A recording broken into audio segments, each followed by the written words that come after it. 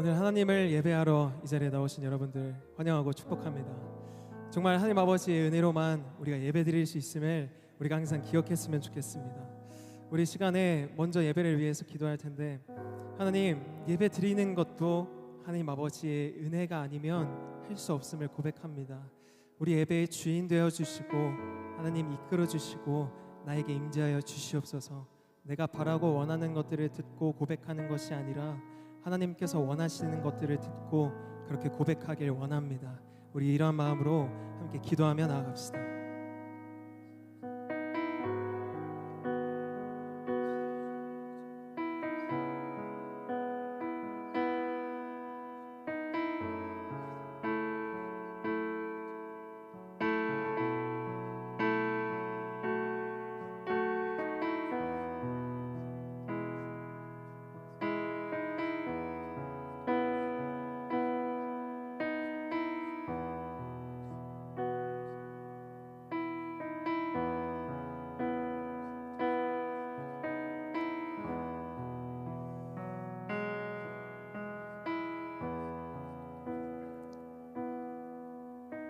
자리에서 일어나서 사도신경으로 우리의 신앙을 고백합시다.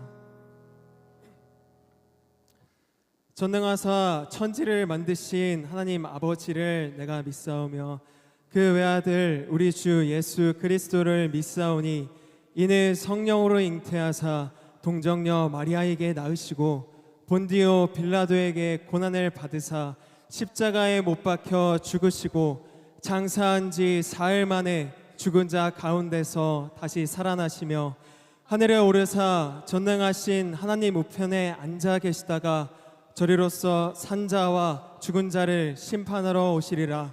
성령을 믿사오며 거룩한 공회와 성도가 서로 교통하는 것과 죄를 사하여 주시는 것과 몸이 다시 사는 것과 영원히 사는 것을 믿사옵나이다. 아멘. 여러분, 우리가 정말 하나님 아버지의 은혜를 의지해서 이 시간에 찬양 드리고 예배 드릴 텐데, 우리 그 전에 옆에 계신 분들과 이렇게 인사했으면 좋겠습니다. 오늘 꼭 은혜 많이 받자.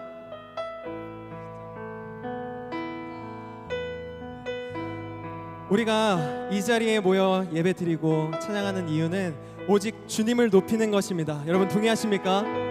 여러분 정말 그렇게 생각하십니까? 우리 시간 그렇다면은 주님께만 집중해서 우리 기쁨으로 주님께 전심을 다해 예배 드립시다. 할렐루야!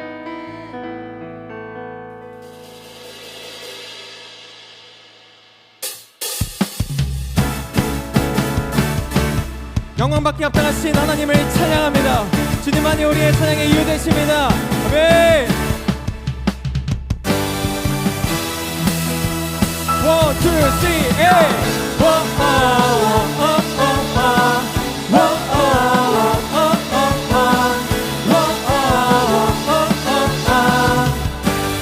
우리 주 안에서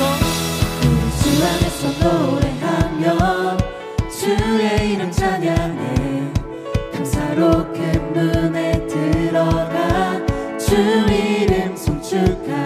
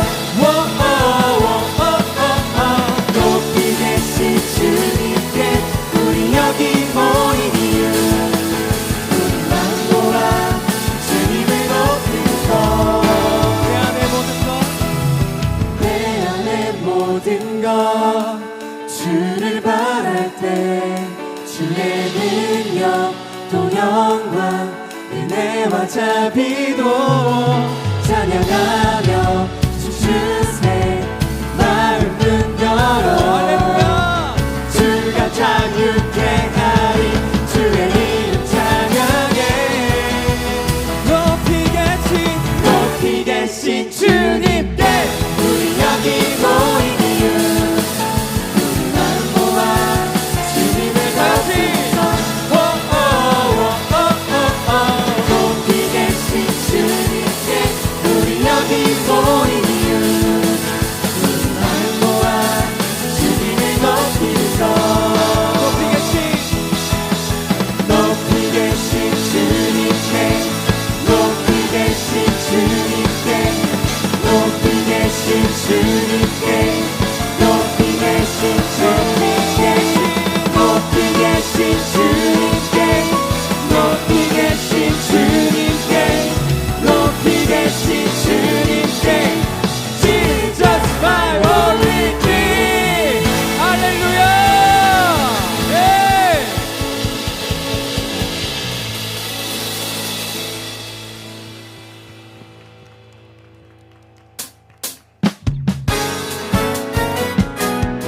우리 계속해서 주님의 사랑에 기쁨과 감사함을 담아서 전심으로 고백하며 나아갑시다. 할렐루야.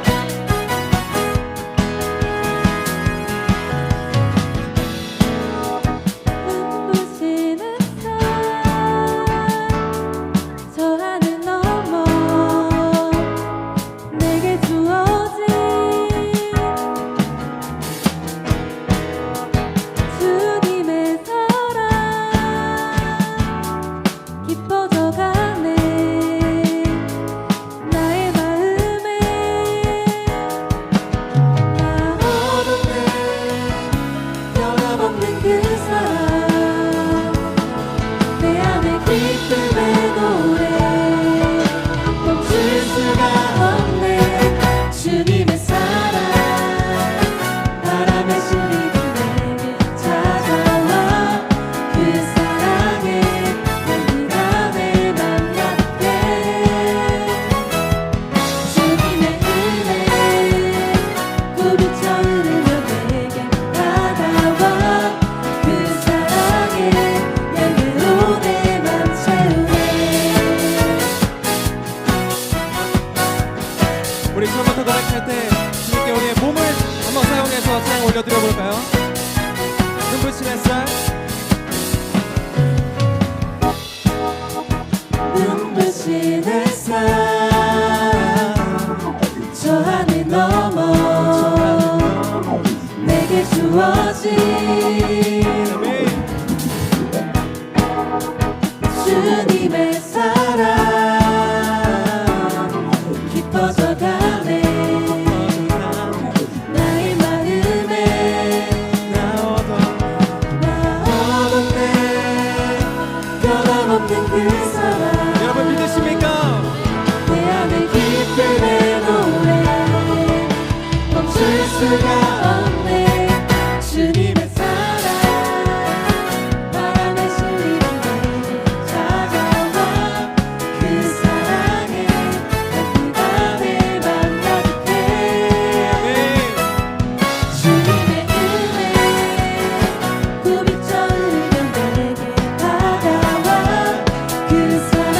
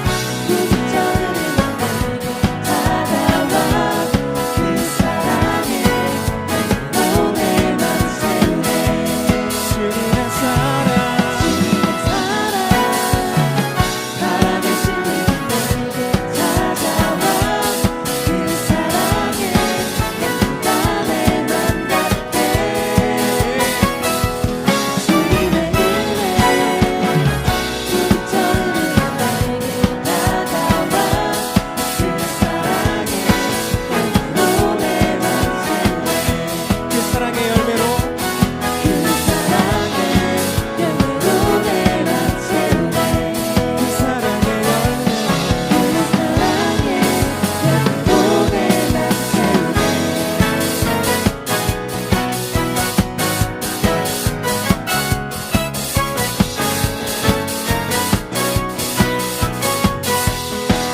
우리 하나님께 영광의 박수 올려드립시다.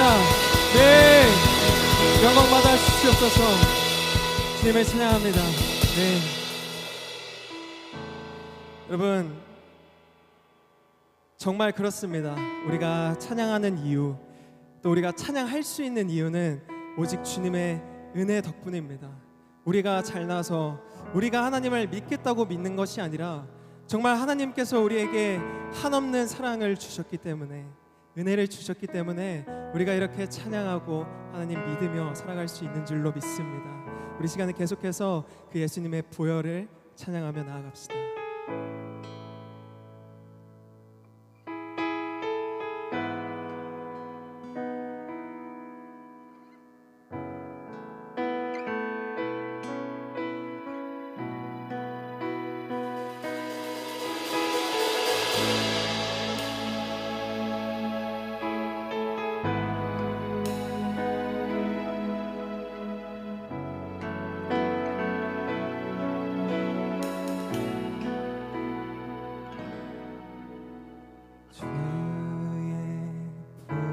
보좌로 나갈 때 어떻게 나가야 할까?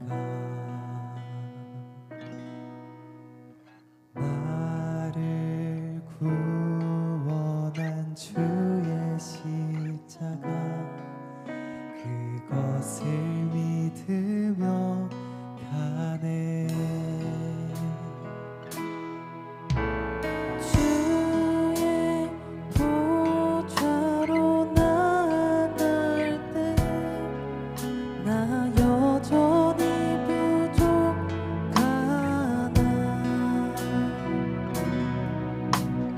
나를 부르신 주의 그 사랑 그것을 믿으며 가네 자격 없는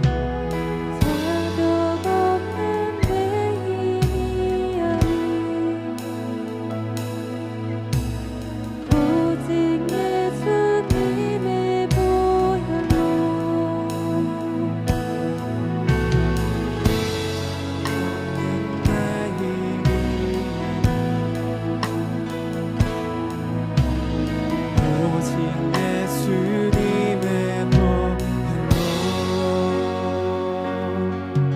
함께 고백합시다. 십자가의 보혈, 십자가의 보혈, 완전하신 사랑 힘입어 나갑니다.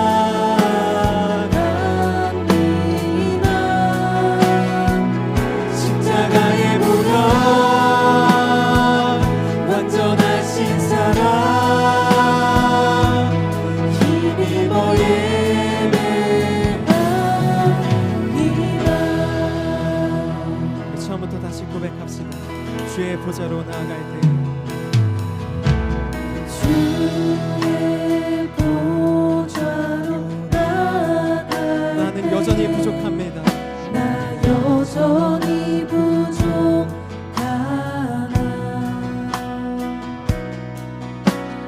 나를 품으신 주의 그 사랑 그것을 믿으며 가네 자격 없는 내 힘이 아닌 자격 없는 내 힘이 아닌 오직 예수님의 보혈로 오직 예수님의 보혈로 자격 없는 내 힘이 아닌 자격 없는 내 힘이 오직 예수님의 십자가 보혈을 의지합니다. 오직 예수님의 보혈로 함께 고백합시다. 십자가의 보혈, 아멘. 십자가의 보혈,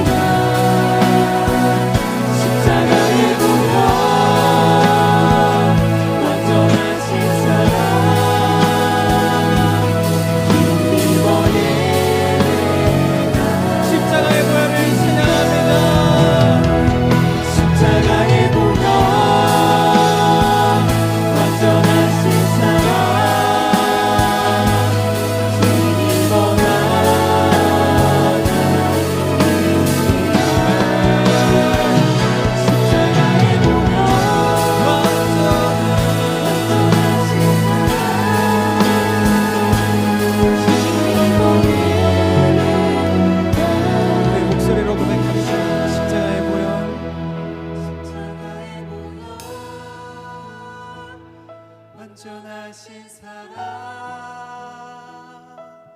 힘입어 나가이다.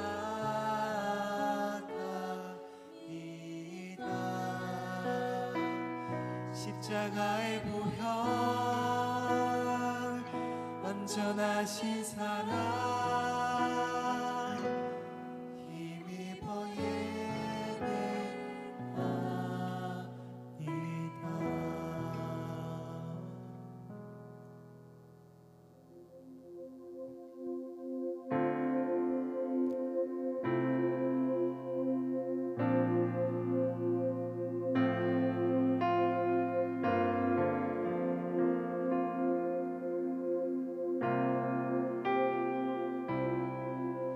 내가 가장 후회하지 않느니 예수를 따르느니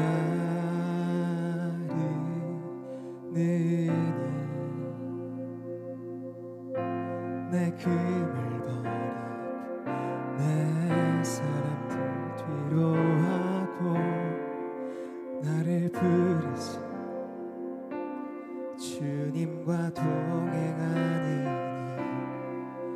나의 평생을 소원하는 예수를 닮아가느니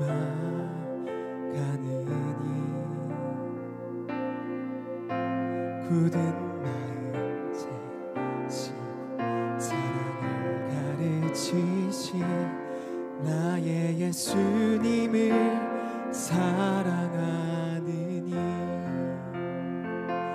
날 부르심에 감사 날 놓지 않으심 감사 하늘 보좌버리고 날 사랑하심에 감사 나의 모든 삶을 남은 모든 인생을 예수님과 함께 걷겠습니다.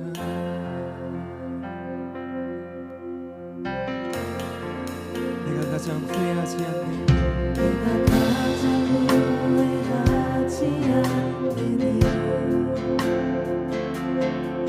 예수를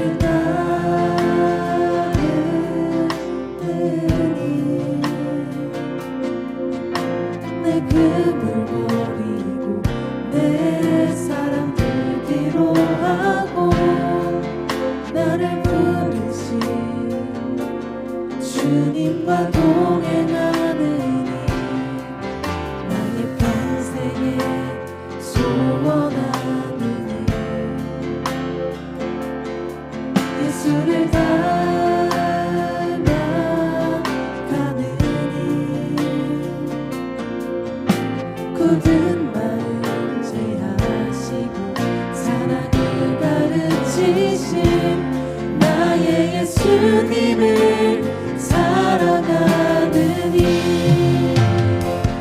날 부르심에 감사 날 놓지 않으신 감사 하늘 보좌버리고 날 사랑하심에 감사 나의 모든 삶을 나는 모든 인생을 예수님과 함께 걷겠습니다. 부르심에 감사 날 놓지 않으신 감사해 하늘 보좌버리고 날 사랑하심에 감사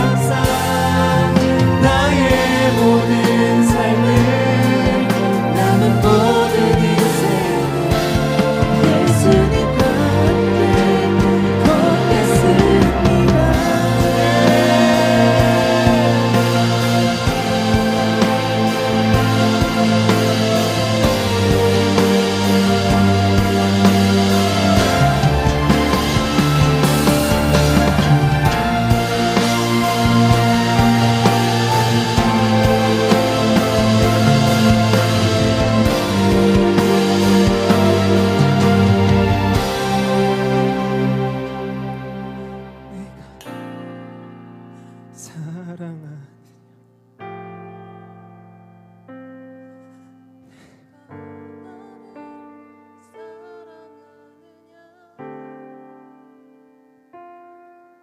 내가 나를 사랑하느냐. 주님 내게 물어보시네. 고백합시다. 내가 주를 사랑합니다. 내가 주를 사랑합니다. 내가 주를 사랑합니다. 내가 주를 사랑합니다. 내가 주를 사랑합니다. 내가 주를 사랑합니다. 내가 주를 사랑합니다. 내 사랑을 주가 아십니다. 날 부르심에 감사. 날 놓지 않으신 감사. 꽂아버리고 날 사랑하심에 감사.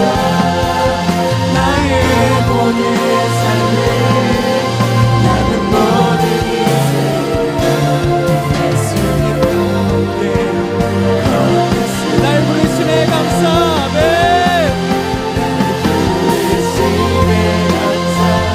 날 놓지 않으신 감사. 하늘 꽂아버리고 날 사랑하심에 감사. 나의 모든 삶을 남은 모든 인생을 예수님 품에 걷겠습니다. 나의 모든 삶을 남은 모든 인생을 예수님과 함께 걷겠습니다.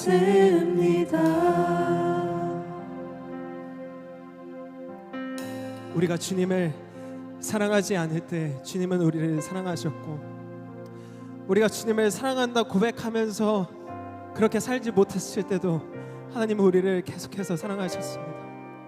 그리고 우리가 느끼지 못하고 우리가 알지 못한다 하더라도 여러분 정말 죄송하지만 우리의 삶에는 하나님의 은혜가 가득함을 믿습니다. 여러분, 은혜 아니면 우리는 아무것도 할 수 없는 존재입니다. 예배드리는 것도, 살아가는 것도, 우리가 생각하고 행동하는 것도 하나님의 은혜가 아니면 안 됩니다. 그래서 우리 이 시간에 우리의 찬양의 고백들을 모아 이렇게 기도했으면 좋겠습니다. 아무런 조건 없이 우리를 사랑하셔서 은혜로 우리를 구원하신 하나님을 찬양합니다. 이제 그 은혜를 기억하며 나의 학교에서, 직장에서, 가정에서 하나님께 영광이 되는 삶을 살겠습니다. 내 삶을 받아주시옵소서. 주님의 이름을 간절히 부르짖고 기도하며 나아갑니다. 주여,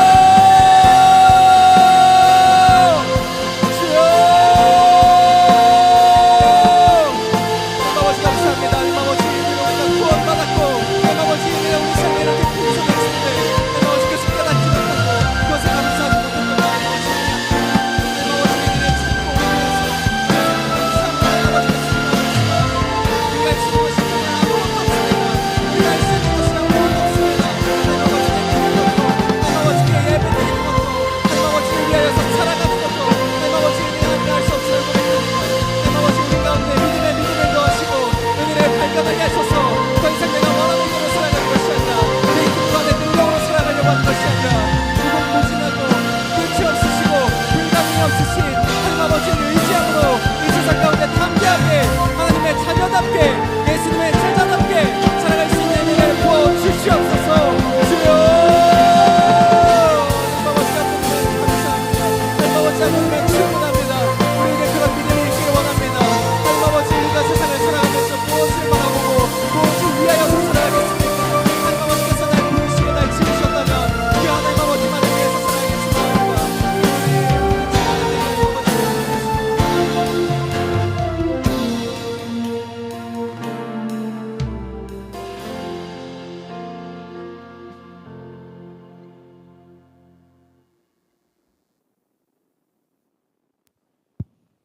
기도하시겠습니다. 사랑과 은혜가 많으신 하나님 아버지, 오늘도 저희를 이 자리로 불러주시고 주님 앞에 나와 예배드릴 수 있는 은혜 허락해 주심 진심으로 감사드립니다. 각자의 삶 속에서 바쁘고 지친 가운데서도 주님을 사랑하는 마음으로 이 자리에 나온 모든 청년 한 사람 한 사람을 기억하여 주시고 그 발걸음을 기쁘게 받아주세요. 주님의 은혜 가운데 뷰티풀 데이를 준비 중에 있습니다. 준비하는 모든 과정 가운데 함께해 주시고 단순히 저희들만의 계획이 아닌 주님의 뜻이 온전히 이루어지는 시간 될 수 있도록 해주시고 뷰티풀 데이를 통해 많은 영혼들이 주님을 알게 하시고 주님의 사랑을 경험하는 공동체로서 하나 될 수 있는 귀한 통로 되게 해주세요. 이제 말씀을 듣습니다. 주님의 말씀을 전하시는 목사님께 성령의 충만함을 더해 주시고 선포하시는 말씀이 살아 역사하는 하나님의 말씀 되게 하시고 듣는 저희 모두가 그 말씀 가운데 은혜를 받고 삶의 변화로 이어질 수 있게 해주세요. 이 시간 함께 드리는 예배 가운데 주님 홀로 영광 받아주시고 저희의 마음과 생각이 온전히 주님께 향할 수 있게 해주세요.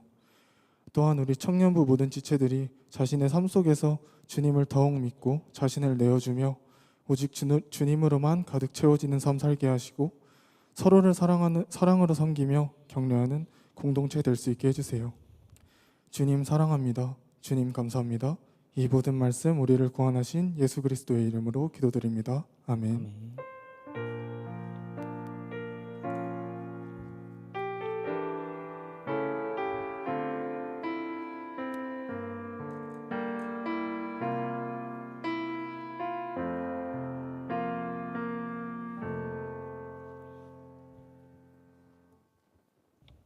자, 오늘 하나님께서 우리에게 주신 말씀은 디모데전서 1장 12절에서 17절 말씀입니다.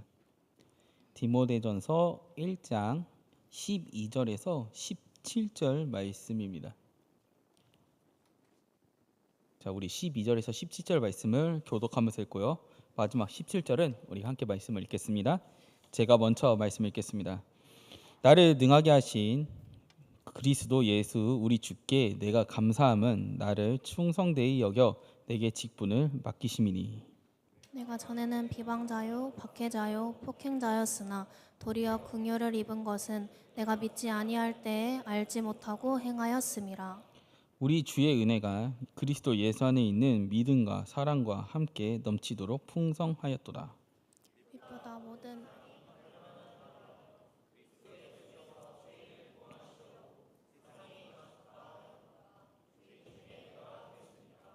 그러나 내가 긍휼을 입은 까닭은 예수 그리스도께서 내게 먼저 일체 오래 참으심을 보이사 후에 주를 믿어 영생 얻는 자들에게 본이 되게 하려 하심이라. 영원하신 왕 곧 썩지 아니하고 보이지 아니하고 홀로 하나이신 하나님께 존귀와 영광이 영원 무궁토록 있을지어다. 아멘. 우리 예수 운동하겠습니다. 다음 세대가 먼저입니다. 무엇이든 말씀하세요. 성김은 나의 기쁨입니다. 예스.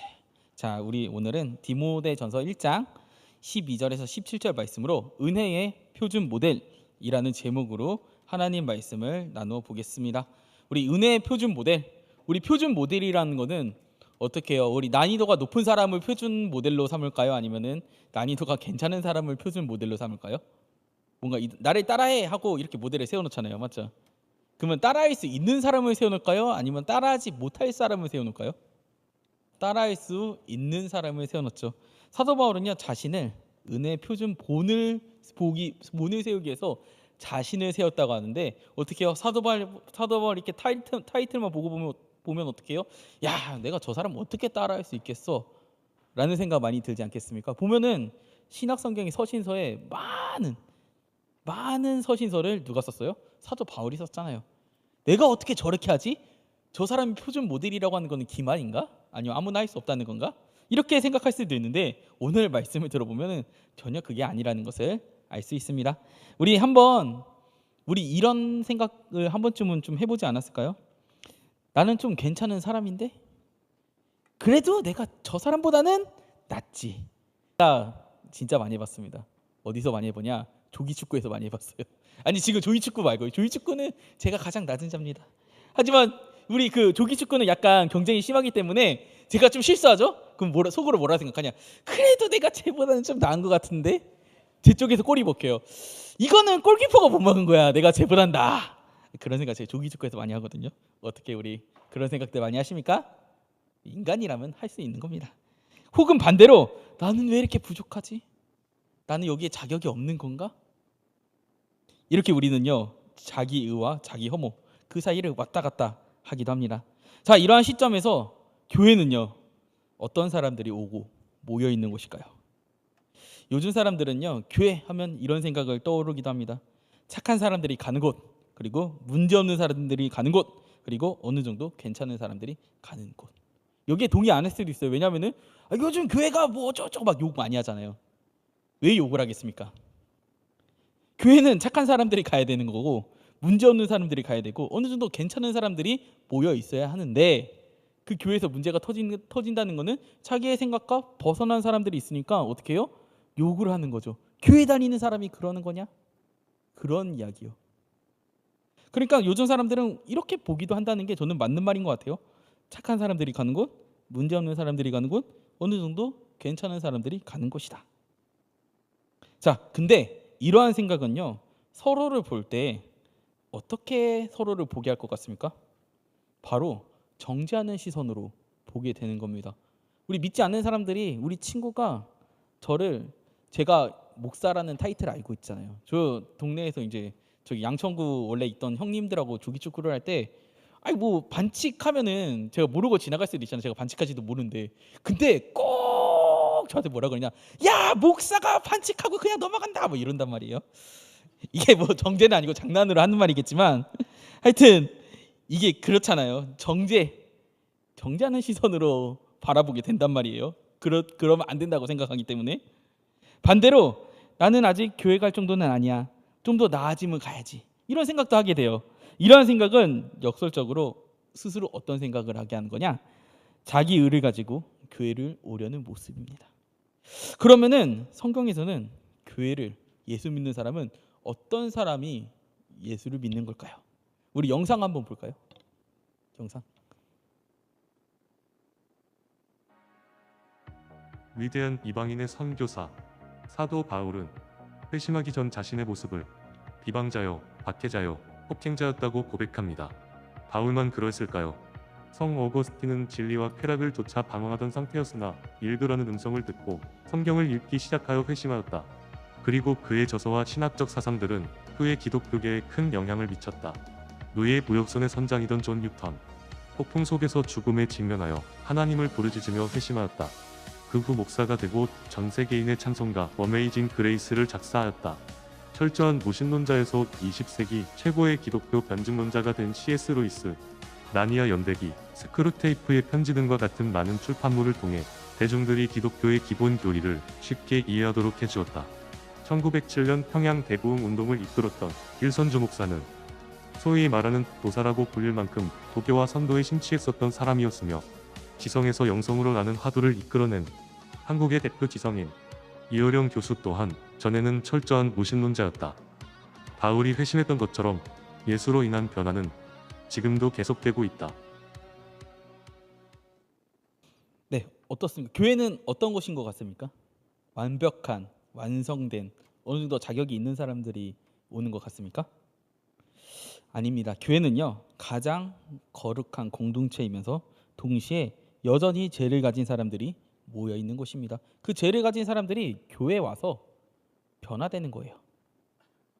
왜냐하면요 교회는 죄인이 와서 예수 그리스도의 은혜로 살아가는 공동체이기 때문입니다. 그렇기에 교회는 완전한 사람들이 모여 있는 것이 아니라 은혜로, 은혜가 아니면은 내가 살아갈 수 없다 라고 생각하는 그런 죄인들이 모인 공동체라는 것이죠.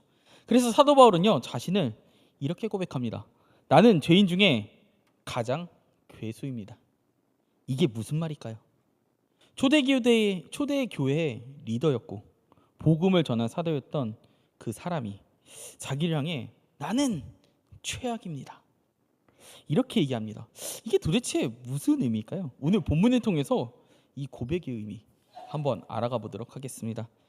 자, 바울은 이렇게 이야기합니다. 우리 14절에서 15절 다시 한번 읽어보겠습니다. 1장 14절에서 15절입니다. 한번 읽어보겠습니다. 시작. 우리 주의 주의 은혜가 그리스도 예수 안에 있는 믿음과 사랑과 함께 넘치도록 풍성하였도다. 미쁘다 모든 사람이 받을 만한 이 말이여 그리스도 예수께서 죄인을 구하시려고 세상에 임하셨다 하였도다. 죄인 중에 내가 괴순이라. 아멘. 자, 바울은 이렇게 말합니다. 그리스도 예수께서 죄인을 구원하시려고 이 세상에 오셨습니다. 그리고 그 죄인 중에 가장 큰 죄인은 저입니다. 자, 이 말은요, 내가 아는 모든 죄인 중에서 내가 가장 악합니다 라고 얘기하는 겁니다. 이 바울의 고백에 대해서 우리 어떻게 생각하십니까? 우리 바울을 너무 잘 아는 사람이라면요, 어떤 사람은 이 바울의 고백을 보고 약간 과장 아닌가? 아니면 또 자기 비하라고 생각할 수 있습니다. 또 심하면 어떻게 생각하냐? 기만. 야, 내가 이런 사람이었는데 이렇게 생각할 수도 있겠죠. 바울에 대해서 아는 사람이. 근데 그만큼 바울은요, 우리가 왜 그렇게 생각하냐면요, 기독교 세계관에 정말로 큰 영향을 미친 사람이기 때문이에요.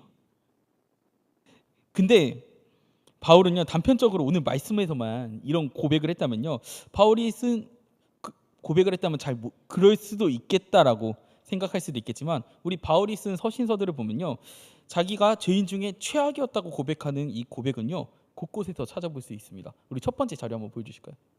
첫 번째 자료. 네, 한번 읽어볼까요?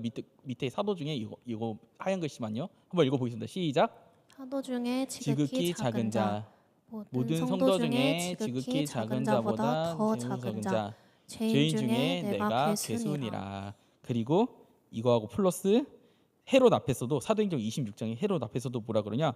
동일한 고백을 합니다. 나는 비방자였고 폭행자였고 그리스도인들을 박해하는 사람이었다. 비방자였다. 그런 고백을 주기적으로 합니다. 이런 바울의 반복적인 고백은요, 단순한 겸손이나 이런 기만적인 표현이 아니라 정말 진심으로 깊이 생각하고 정리하며 자신은 진심으로 과거에 모독자였고 박해자였고 폭행자였다고 고백하는 겁니다. 자기를 핍박하는 사람들을 앞에 두고도요, 바울은 이런 얘기를 계속했어요. 그 얘기는 뭐냐? 당신들이 지금 그렇게 나를 비방하고 폭행하고 그리스도인들을 비난하지만 당신들도 구원받을 수 있는 존재라는 것을 이야기하고 싶은 거예요. 자, 이걸 종합해서 바울은요, 자신을 이렇게 표현합니다. 두 번째 자료 한번 보실까요? 두 번째 자료. 네. 내가 죄인 중에 내가 뭐라고 하죠? 괴순이라. 자, 직역하면은 그들 가운데 내가 첫째다. 그리고 표준 세번역은 나는 죄인의 우두머리입니다. 공동 번역은요, 나는 죄인들 중에서 가장 큰 죄인입니다. 그러니까 자기가 가장 큰, 자기가 표준 모델 중에서도 난이도 최하라고 이야기를 하는 겁니다. 자, 그러면은 바울은 도대체 과거에 어떤 사람이었길래 이렇게까지 얘기하는 걸까요? 사도 바울은요, 과거에 유대교의 엘리트 중에 엘리트인 바리새인이었습니다. 그는 사회에서 상당히 존경받는 종교인이었습니다. 제가 여기서 일부러 바울을 뭐라고 표현했냐면요, 종교인이라고 표현했습니다. 그렇게 표현한 이유가 있습니다. 종교와 복음은요, 다르기 때문입니다. 이걸 이해하기 위해서 우린 당시 사람들이 생각했던 이 종교에 대해서 알아야 됩니다. 그 시대 종교는요, 우리가 지금 생각하는 종교하고는 약간 다릅니다. 이 시대 사람들이 생각하는 종교는요, 믿음 중심이 아니라 행위와 질서 중심이었습니다. 자, 라틴어 렐리지오, 이 뜻은요, 신에 대한 경외와 함께 의례적인 정확성을 의미하는데, 이 말의 핵심은 이겁니다. 신들을 올바르게 섬겨 공동체의 번영을 유지하는 것. 따라서 좋은 종교인이란 올바른 제사를 드리고 전통을 지키면서 사회적 책임을 다하는 사람이었습니다. 그러니까 이때 종교는요, 이 내면의 변화, 그것보다는요, 외적 행위와 질서가 더 중요하게 여겨지는 구조였죠. 그러니까 이러한 구조 안에서 그러면 이 종교가 가지고 있는 가치는 뭐였을까요? 바로 종교적인 열심이 곧 가치가 됩니다. 그래서 열심 있는 사람은 존경받고 그렇지 못한 사람은 어떻게 됐습니까? 정죄받았습니다. 그리고 그걸요, 당연하게 여깁니다. 그래서 이런 기존 질서를 흔드는 배타적인 신앙은 오히려 어떻게 받아들여졌냐면요, 위험하다, 이렇게 받아들여졌습니다. 왜 그러냐? 열심은요, 사회를 지탱하는 힘이었기 때문에 이 열심이 사라진다면요, 사회가 무너진다고 생각했습니다. 그러니까 종교를 하나로 국가의 구심점을 만든 거예요. 그리고 그 구심점을 토대로 국가에 열심히 봉사하게 만들게 만드는 걸 종교의 역할이었다고 생각하는 거예요. 그렇기 때문에 사제들도요, 엘리트들을 뽑아놨어야 됐어요. 혈통도 중요했어요. 족보도 중요했어요. 그렇기 때문에 로마의 황제는 자기를 뭘로 섬기라고 한 거죠? 신. 그리고 동양에 와서도 마찬가지입니다.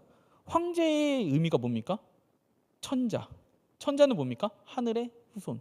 그러니까 이 하늘의 후손은 특별히 종교인들은 특별한 자들, 엘리트들, 그런 사람들이 이끌어 가야지 사회가 지탱되고 어떻게 해요? 존경받는 위치에 있을 수 있었던 겁니다. 그런데 기독교는요, 그렇기 때문에 그들에게 문제가 된 겁니다. 기독교의 교리가 뭡니까? 오직 예수만이 진리인데 그 진리는 우리의 무언가가 아니라 하나님의 은혜로 인한 구원과 복이 있기 때문에 이렇게 외치는 겁니다. 누구든지 은혜로 의롭게 된다. 기존 종교는 뭡니까? 누구든지가 아니라 특별한 사람만 엄청난 노력과 엄청난 지식과 혈통으로 의로운 사람이다. 그래서 그를 따르라. 그러니까 완전히 어떻게 해요? 기독교 복음이 이들이 지탱하고 있던 사회를 박살내는 거죠. 그래서 당시 기준으로 보면요, 이거는요, 로마 사회의 질서를, 또 유대 사회의 질서를 어떻게 해요? 뒤흔드는 선언이었습니다. 왜냐하면은 노력과 열심으로 구원받고 복받는 게 그들의 질서인데 은혜로 된다고 하기 때문입니다. 그리고 더 나아가 은혜로 사람의 내면이 완전히 바뀐다라고 얘기합니다. 성령으로 변화된다. 그래서 우리 사도행전 2장에 보면요, 성령이 임재한 사람들을 보고 그 사람들이 변했잖아요. 사람들이 뭐라고 표현하죠? 저 사람들 술에 취한 것 같다. 그런 얘기를 했잖아요. 그만큼 사람들이 변했다라는 거예요. 뭐 하나로요? 복음 하나로요.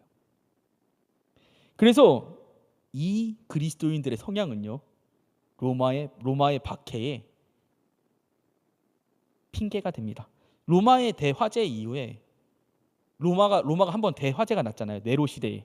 그때 로마시가 많이 탔는데 이때 뭐 방법이 있겠습니까? 지금도 뭐 산불이 많이 나면 방법이 없어갖고 그냥 꺼지길 바라잖아요.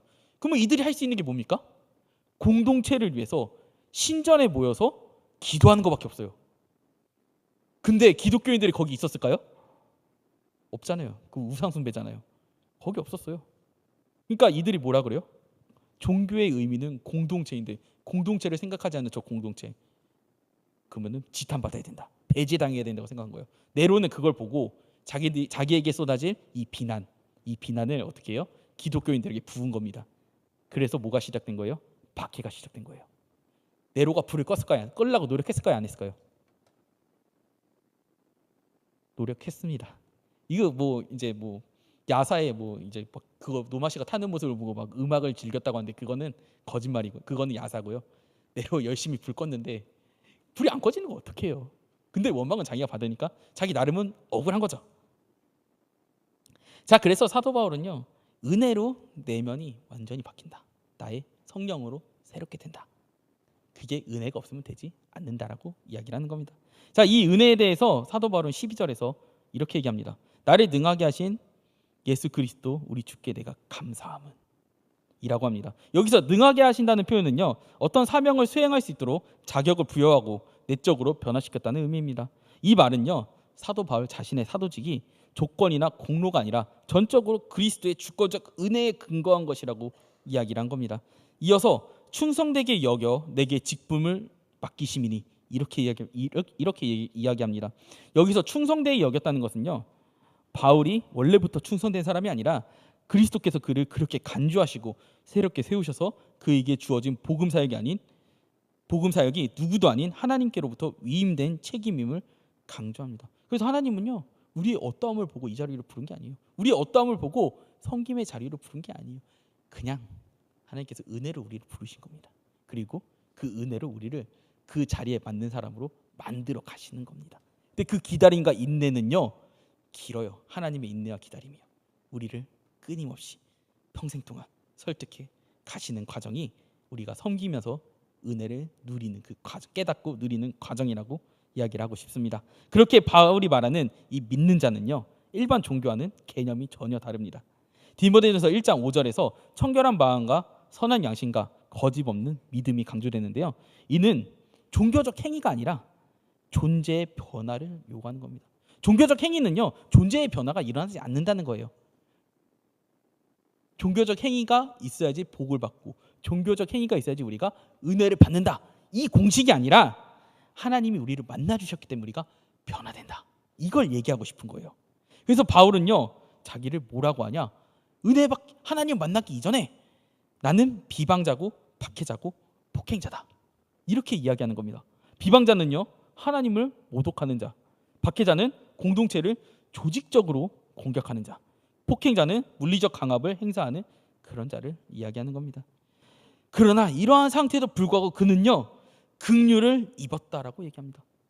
일반 종교는 뭐라고 합니까? 내가 뭔가 열심히를 해야지 긍휼을 받는다고 한다면, 복음은요, 내가 이러한 상태에도 불구하고 하나님의 은혜로 긍휼을 받는다. 나의 역할은 거기에서 아무것도 없음을 이야기하는 겁니다. 그리고 그 이유를 뭐라고 하냐? 믿지 아니할 때에 알지 못하고 행하였기 때문이라고 설명하는데, 이는 그의 행위가 몰랐기 때문에 정당하다, 그런 의미가 아닙니다. 하나님의 은혜가 인간의 무지와 제약을 넘어서 역사하신다, 그 점을 강조한 겁니다. 하나님께서 왜 이렇게 하셨을까요? 그저 우리를 조건 없이 사랑하신다는 명백한 증거이기 때문입니다. 이게 그걸 우리에게 보여주신 거예요. 너가 어떠한 상황에 처해 있더라도 나는 너를 사랑해. 너가 무슨 생각을 하더라도 나의 사랑은 변치 않아. 너가 올 때까지 기다릴게. 자, 박해했던 당시 그는요, 단순히 종교적 열심을 가진 사람이 아니었습니다. 오히려 당시 기준으로 보면요, 매우 열심히 있는 유대 종교인이었고 율법에 충실한 사람이었습니다. 유대교 자체는요, 하나님이 주신 그런 계시 신앙이었지만 인간의 죄로 인해서 그 신앙이 점점 어떻게 해요? 행위 중심의 종교 구조로, 세상의 종교 구조로 왜곡되어 갔습니다. 그러나 그 종교성이 그를 복음에서 가장 어떻게 해요? 멀리 떨어지게 만든 겁니다. 이걸 해야지 돼가 아니라 그 반대인 것을 계속해서 망각하게 만든 것이죠. 왜냐하면요, 그는요, 하나님을 은혜로 만나는 것이 아니라 자신의 행위를 통해 도달해야 될 그 대상, 그렇게 이해하고 있기 때문입니다. 그거는요, 우리에게도 있을 수 있는 함정이에요. 우리가 무언가를 해야지 하나님 만날 수 있다? 물론 우리가 그 과정 안에 하나님 만날 수 있습니다. 하지만 그게 조건이 아니라는 거죠. 필요 조건이 아니라는 거죠. 착각하지 말아야 된다는 거죠. 그래서 너 왜 성경 안 읽어? 너 왜 기도 안 해? 너 기독교인이 그렇게 살면 안 돼. 그 우리가 판단할 게 아니라는 겁니다. 그 우리가 해야 될 일은 뭐냐? 그를 정말 이거 저도 안 되는 거예요. 그를 어떻게 사랑합니까? 안 그렇습니까? 사랑할 수 있나요? 저보다 성숙하신 분들입니다. 그러면 어떻게 그게 쉽나요? 쉽지 않아요. 가족끼리도 쉽지 않잖아요. 사랑해야 된다 압니다. 근데 저희 어머니 아버지가 30년 살았지만 제가 결혼하기 직전까지도 싸우는 모습을 저한테 보여줬어요. 어떻게 보여주셨냐? 그냥 저 이제 방에 들어가 있으면 두 분 막 싸워요. 근데 서로 너도 한 방 나도 한 방 계속 죽창을 찌르십니다. 근데 제가 듣기에는 한 명만 참으면 되거든요. 한 명만 인내하고 한 명만 사랑해주고 한 명만 그냥 한 1초만 그냥 침묵하시면 되거든요. 끝나지 않아. 그래서 저를 불러요. 누가 잘못한 거 아니에요? 아니요. 누가 잘못한 걸 따라서 한 명만 참아. 왜 그래? 이러니까 아니래. 누가 잘못한 건지 빨리 얘기하래. 네, 둘 다 잘못했다 그랬어요. 근데 둘한테 그러니까 어머니 아버지가 저를 한 대씩 때리더라고요. 제가 그냥 맞고 그냥 끝냈습니다. 하여튼 그런 거예요. 사랑이라는 게 오래 참고 아무리 사랑해도 힘들어요. 그걸 실천하는 게. 근데 그게 누가 있으면 가능하다? 주님이 하시면은 된다. 주님의 은혜로 된다. 사도 바울이 그걸 얘기하는 겁니다. 그렇기 때문에 그는 그리스도를 이해하지 못한 상태로 예수님과 그리스도인들을 어떻게 해요? 모독했고 박해했고 폭행했습니다. 그리고 그의 잘못된 열심은요, 복음을 전하는 사람들을 죽이고 스데반 집사까지 죽이게 됩니다. 하지만 누가 봐도 이 자격 없는 그에게 누가 찾아오십니까? 예수님께서 찾아오십니다. 그것도 상당히 인격적으로요. 우리가 생각했을 때 진짜 뒤지게 맞고 그냥 뒤지게 하면 안 돼요? 안 될 것 같아요. 자, 하여튼 엄청나게 그냥 뚜드럭 맞고 막 다리 하나가 잘린 상태에서 와야 되는데 상당히 인격적으로 부르세요. 저는 종교적 열심으로 담에색에 있는 그 그리스도인들을 박해하러 갈 때 사도 바울은 예수님을 만납니다. 바울아 어찌하여 네가 나를 박해하느냐?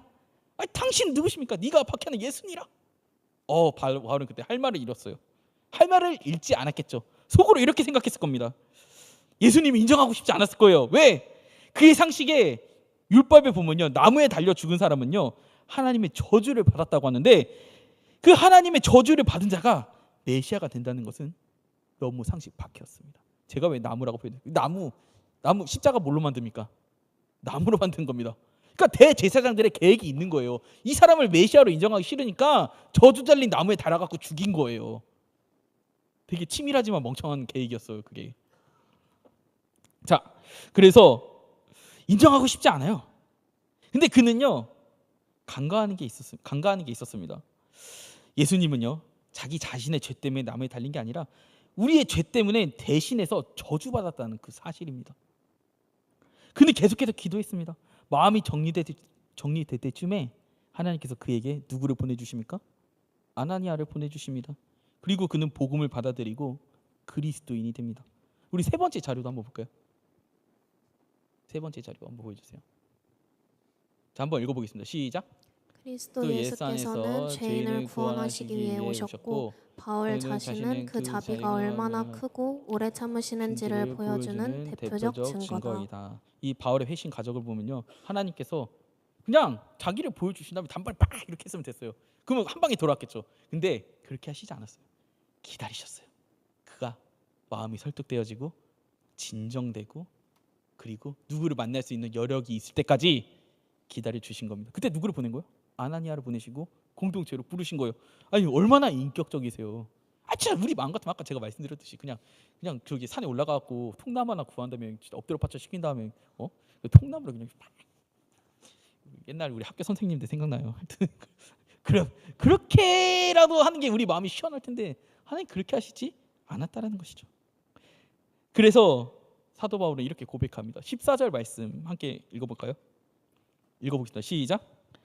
이 주의 은혜가 그리스도 예수 안에 있는 믿음과 사랑과 함께 넘치도록 풍성하였도다. 아멘. 자, 바울이 깨달은 이 복음의 핵심, 그게 무엇입니까? 바로 자격이 아니라 은혜라는 사실입니다. 우리는 본능적으로 하나님 앞에 나아갈 때도 어떤 자격을 가지고 나아가려고 합니다.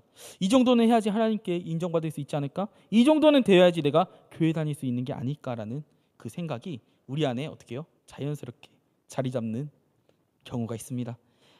그러나 이것은요 복음이 아니라 종교의 구조입니다. 인간은 복음 없이도 종교를 만들 수 있지만 복음 없이는요 결코 하나님을 만날 수 없습니다. 왜냐하면요 종교는 언제나 인간의 행위를 출발점으로 삼기 때문입니다.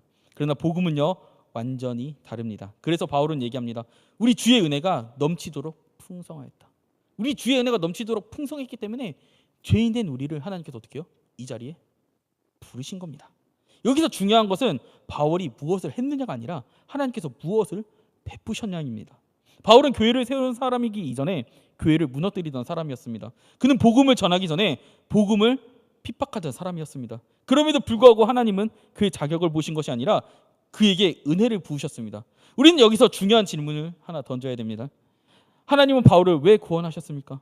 바울이 회개할 가능성이 있었기 때문입니까? 아니면 나중에 큰 사도가 될 것을 아셨기 때문입니까? 아닙니다. 성경은요 그런 조건을 말하지 않습니다. 성경은요 오히려 이렇게 얘기합니다. 죄인을 구원하시려고.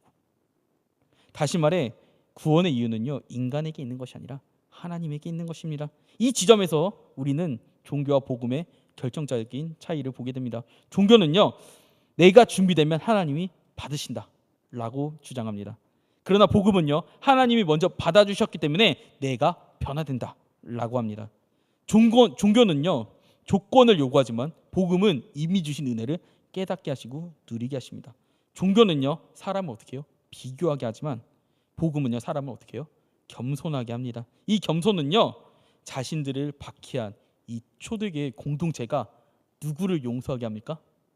사도 바울을 용서하게 합니다. 우리 사도행전 우리 10장부터 9장부터 12장까지 보면요, 사도 바울의 초대교회 성도들이 사도 바울에 대해서 얘기해요. 저 사람은 우리를 비방하던 자가 아니냐. 하지만 그리스도의 은혜로 저가 왔으니까 우리가 받아주자.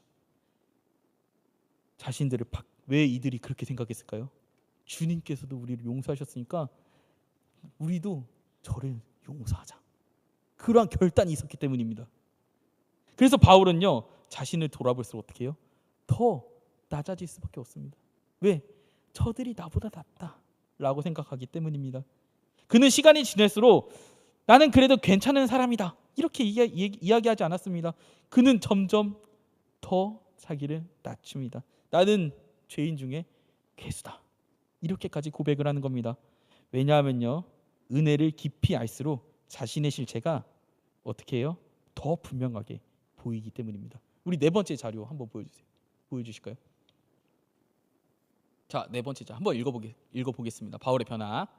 자기 인식 계속 낮아짐, 은혜에 대한 인식 계속 높아짐. 자, 이게 무슨 소리냐? 담임 목사님이 이제 1부 때 이렇게 설명하셨어요.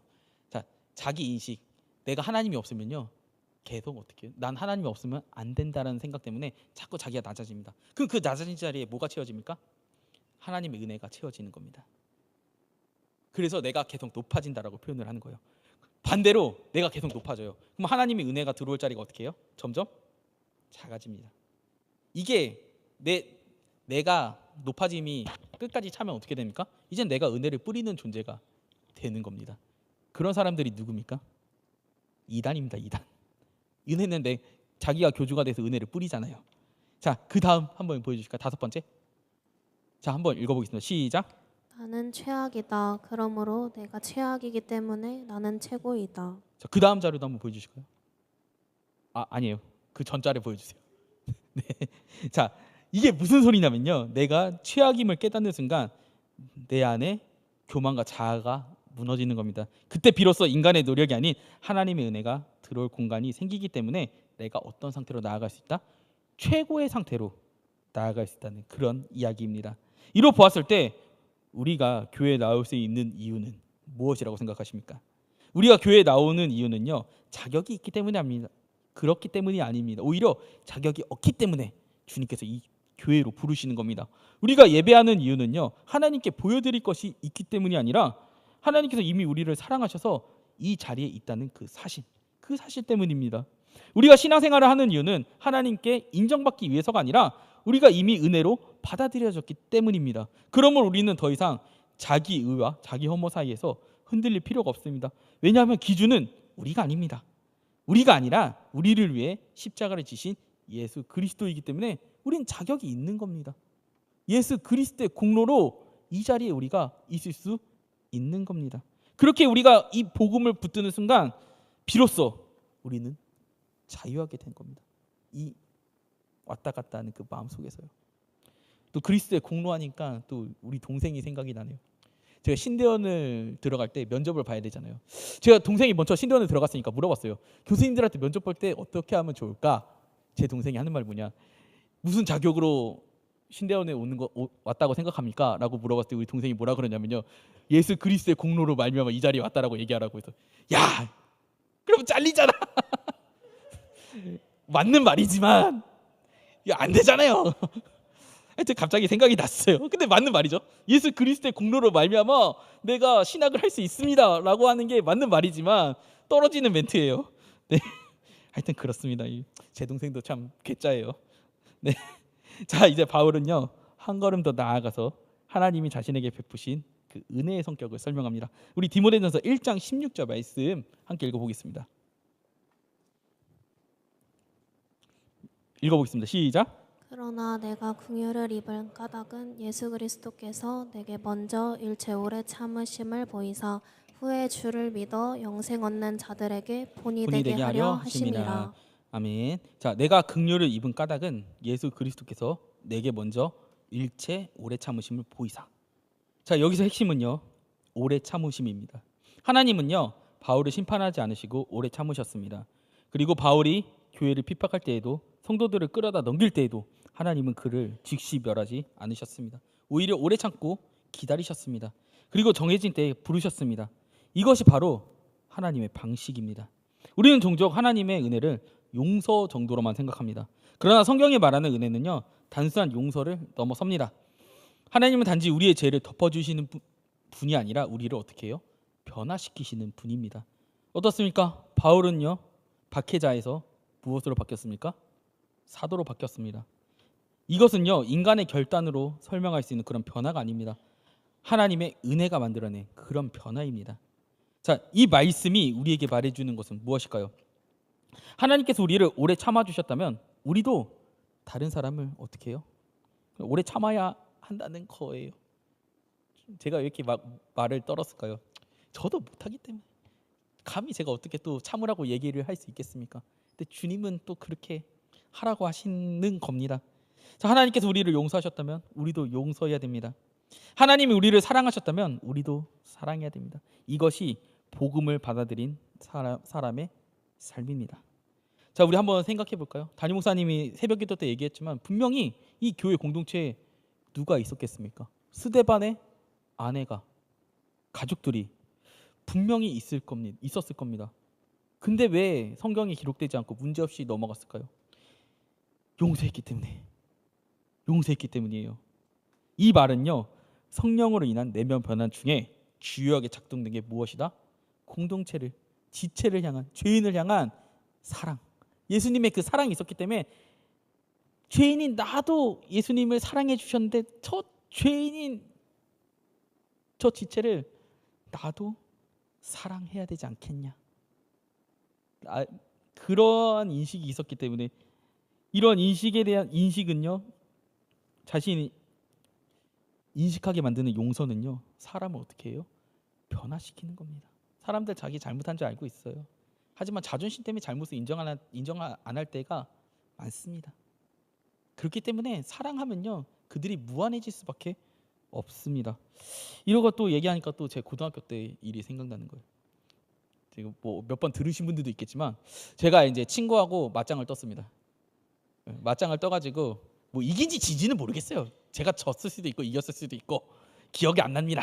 왜곡이 된 건지 모르겠지만 하여튼 근데 그 다음날 그러면 제가 어떻게 생각했냐, 좀 화해를 해야겠다 라고 생각을 했어요. 그래서 그 친구한테 그래 어제 내가 그렇게 한 건 미안해 이러니까 그 친구의 반응이 어떤지 아십니까? 그 친구 어떻게 했을까요? 저를 그래 내가 너를 용서하고 사랑할게 이랬을까요? 그렇지 않습니다. 팍! 싸대기를 때리더라고요. 내가 이거 어떻게 해야 되나? 어떻게 해야 되나? 다시 한번 맞짱을 떴으면 어떻게 되겠습니까? 영원히 끝났겠죠. 근데 그때 저의 T라는 성향이 저를 많은 도움을 줬습니다. 여기서 내가 맞짱을 뜨면은 얘하고 영원히 끝나겠구나. 그러면 내가 그냥 그래도 야 왜 그래라고 하면은 이 친구가 그래도 그나마 가능성이 있겠지라는 이성적인 생각이 저를 그 친구에게 뭐라고 했냐? 그래 야 그래도 사과하려는데 야 싸대기를 때리면 어떡해 이러니까 그 친구가 되게 무안해하면서 잘 지냈습니다. 근데 이게 믿지 않는 사람이었거든요. 그러니까 믿지 않는 사람에도 이 진리가 흘러간다는 것이죠. 어떻습니까? 우리 어떻게 맞짱 뜬 친구한테 뺨 맞아줄 수 있습니까? 저 다시 한번 못 맞을 것 같긴 해요. 그때 왜 그런지 모르겠어요. 하여튼 그렇습니다. 사랑은요, 사랑과 용서와 인내는요, 그 사람을 변화시키고 결국에는 나에게 뭐예요? 그 불편한 관계를 청산하는, 어떻게 보면 뭐 이득이라고 표현하면 좀 웃긴가요? 하여튼 근데 그렇게 나아갈 수 있는 근거를 주님께서 만들어 주신다는 것이죠. 자, 그래서 사도 바울은 이렇게 이야기를 합니다. 내가 긍휼을 입은 이유는 나 같은 최악의 죄인을 통해서 그리스도의 인내를 보여주기 때문이다. 그렇게 얘기합니다. 그는 자신을 본복이라고 말하는데 이 말이 내포하는 것은 우리 7번째 자료 한번 보여주실까요? 다음 자료. 네, 한번 읽어보겠습니다. 시작. 나는 괴수였다. 그런데 살았다. 그러니 당신도 가능하다. 자, 이런 이야기입니다. 내가 구원받았다면 누구든지 구원받을 수 있다는 겁니다. 그는 실제로 그리스도인들을 죽였던 사람입니다. 그럼에도 불구하고 용서받았습니다. 그래서 그는 말하는 겁니다. 내가 무슨 죄를 지었던 나보다 심하지 않다. 이 모든 것이 무엇으로부터 비롯되었습니까? 하나님의 사랑과 용서, 그리고 하나님의 말씀을 종교가 아니라 복음으로 받아들인 성도들의 용서와 사랑으로 비롯된 겁니다. 말씀은요 우리에게 무엇을 알려주기에 원수를 사랑하는 그 결단을 하게 하는 것일까요? 고린도후서 5장 21절 말씀입니다. 우리 함께 읽어보겠습니다. 시작. 하나님이 죄를 알지도 못하신 이를 우리를 대신하여 죄로 삼으신 것은 우리로 하여금 그 안에서 하나님의 의가 되게 하려 하심이라. 아멘. 자, 예수님은요 우리 대신 무엇이 되었습니까? 죄악이 되셨습니다. 죄악이란 말은요 단순히 죄인이 아니라 죄 그 자체로 취급되셨다는 얘기입니다. 그래서 우리가 의로 받아들여진 겁니다. 우리 또한 남을 비방하고 정죄하기 이전에 용서받은 죄인이라는 것을 인식하고 깨닫기를 바랍니다. 복음은요 우리가 아무것도 할 수 없는 죄인임을 깨닫게 합니다. 그러게 복음은요 우리가 예수님만을 바라보게 하는 겁니다. 이 용서는요 우리 혼자 할 수 없습니다. 그렇게 우리가 뭐 하는 겁니까? 기도하는 겁니다. 하지만 이 용서라는 거 참 쉽지 않습니다. 왜냐하면요 우린 여전히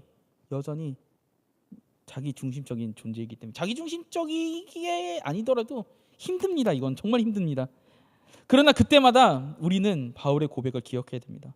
나도 자격 없는 죄인 중에 괴수였지만 하나님께서 나를 이 자리로 어떻게 해요? 부르셨다. 이러한 사실은 우리를 낮추고 다른 사람을 용서하고 화해하게 만드는 그런 힘이 됩니다. 우리 사랑하는 예배자분들, 사랑은요 사람을 변화시킵니다. 정죄는 사람을 다치게 하지만 은혜는 사람을 열리게 합니다. 율법은 사람을 두렵게 하지만 복음은 사람을 살아나게 만듭니다. 그래서 하나님은요 우리를 율법으로 다루시지 않고 은혜로 다루시는 겁니다. 그러므로 우리는 공동체 안에서 서로를 평가하는 사람이 아니라 서로 사랑하는 사람이 되어야 됩니다. 서로를 바꾸려고 하기 전에 먼저 사랑으로 품는 사람이 되어야 됩니다. 그럴 때 하나님께서는요 그 사람을 어떻게 해요? 변화시키는 겁니다. 우리 사랑하는 예배자 여러분, 바울은요 자신의 삶을 통해서 하나님의 오래 참으심이 무엇인지를 보여주는 은혜의 표준 모델이었습니다. 우리 8번째 자료도 한번 보여줄까요? 자, 뭐라고 합니까? 시작. 나는 살아있는 복음의 전시물이다. 나 같은 사람도 가능하니까 우리도 가능하다. 그걸 얘기하는 거예요. 하나님은요 가장 극단적인 박해자였던 이 바울을 구원하심으로 이 세상 어떤 죄인도 하나님의 인내와 사랑이 미치지 못할 만큼 멀리 있지 않다는 그 사실을 증명하셨습니다. 바울이 깨달은 이 은혜는 단순히 내가 과거에 용서받았다 그 안도감에 머물지 않았습니다. 그 은혜는 반드시 타인을 향한 오래 참음과 사랑으로 이어집니다. 그런데 우리가 기억해야 될 사실이 하나가 더 있습니다. 우리가 누군가를 인내한다는 것은 단순히 감정을 억누르는 것이 아니라 어떤 것에 참여하는 거냐? 이미 승리하신 십자가의 고난에, 그리스도의 십자가의 고난에 참여한다는 겁니다. 예수님께서 그 고난의 길을 가셨어요. 근데 승리하는 것을 보여주셨어요. 그 승리의 길이 평탄치만 않다는 것을 십자가를 통해서 보여주셨습니다. 우리는 이미 그 승리하는 길을 따라가지만 우리에게 고난이 있습니다. 어떤 고난이 있습니까? 관계의 고난이 있을 수도 있고요. 인내하는 고난, 여러 가지의 고난이 있습니다. 하지만 확실한 거는 이미 주님께서 승리하셨기 때문에 주님의 길을 따라간다면 우리 또한 반드시 승리할 거라는 얘기입니다. 그 승리한다는 그 이야기의 핵심적인 이야기가 뭡니까? 내가 너희를 사랑한 거지. 내가 누굽니까? 저 아닙니다. 하나님입니다. 하나님께서 우리를 사랑하신 것 같이 너희도 서로 사랑하라. 그것이 너희에게 뭐다? 예? 유익이다. 승리하는 길이다. 그런 이야기입니다. 주님께서는 그걸 얘기하는 거예요. 자, 그리고 성경에 나와 있지 않지만 초대교회 공동체 안에서 바울이 죽인 이 스데반의 아내, 참 그들의 용서가 없었다면요 바울이 그 공동체에 속할 수 있었을까요? 남편을 죽인 원수를 향한 그 말할 수 없는 인내와 사랑은요 그녀가 스스로의 인격으로 짜낸 것이 아니라 십자가의 고난에 함께 참여함으로써 얻은 그 복음의 열매였습니다. 그 인내가 있었기에 바울이라는 위대한 사도가 있을 수 있었던 것입니다. 오늘 복음은요 우리에게 두 가지를 동시에 얘기합니다. 너는 내 힘으로 구원받을 수 없는 죄인 중에 괴수다. 그러나 동시에 너는 하나님의 전부를 내어줄 만큼 완벽하게 사랑받는 자다. 그게 우리에게 말씀하시는 거예요. 이 사실을 우리가 믿는다면요 더 이상 우리는요 자기 의와 자기 혐오 사이에서 방황할 필요가 없습니다. 하나님이 우리를 사랑하신 것 같이 우리도 어떻게 해요? 서로 사랑합시다. 내가 먼저 십자가의 고난에 참여하는 그 사랑과 인내를 보일 때 우리는 세상 앞에 하나님의 은혜를 증명하는 또 다른 표준 모델이 될 것입니다. 그 사랑과 인내는요, 고통에서 끝나지 않습니다. 궁극은 뭐예요? 감사와 기쁨으로 나아가는 겁니다. 우리 승리하면 감사와 기쁨이 있잖아요. 이 과정은요, 승리하는 길로 나아가는 과정입니다. 그 과정을 넘어서 그 과정의 너머의 것을 봐야지 우리에게 소망이 있는 겁니다. 인내와 고통으로 끝나는 게 아니에요. 신앙은 감사와 기쁨이 있는 겁니다. 그걸 언제나 기억하셨으면 좋겠습니다. 자, 은혜를 깊이 경험한 사람의 마지막 고백이 있습니다. 그게 바로 17절의 찬양이 우리의 삶이 되길 소망합니다. 우리 마지막으로 17절 읽고 끝내볼까요? 17절 읽어보겠습니다. 시작. 영원하신 왕 곧 썩지 아니하고 보이지 아니하고 홀로 하나이신 하나님께 존귀와 영광이 영원 무궁하도록 있을지어다. 아멘. 오늘 바울의 모든 고백이 하나로 합쳐집니다. 그러면은 뭐밖에 남지 않습니까? 감사밖에 남지 않는 겁니다. 주님, 자격 없는 나에게 주신 그 은혜와 한량없는 은혜와 사랑, 주님 감사밖에 남지 않았습니다. 주님 감사합니다. 우리의 인생에도 우리의 삶에도 결국에는 감사와 기쁨밖에 남지 않는 그 은혜를 온전히 누릴 수 있는 우리 기쁨의 동산교회 예배자들이 되시기를 예수님의 이름으로 축원하겠습니다. 함께 우리 찬양하시겠습니다. 우리 하나님의 은혜 함께 찬양하시겠습니다.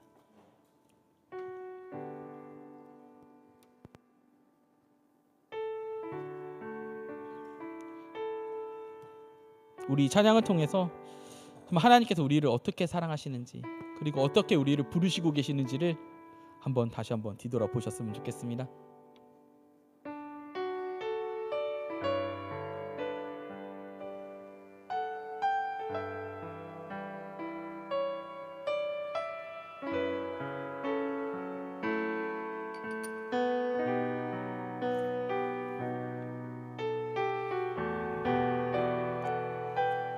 가사를 깊이 묵상하며 함께 고백합시다. 나를 지으신 이가 하나님,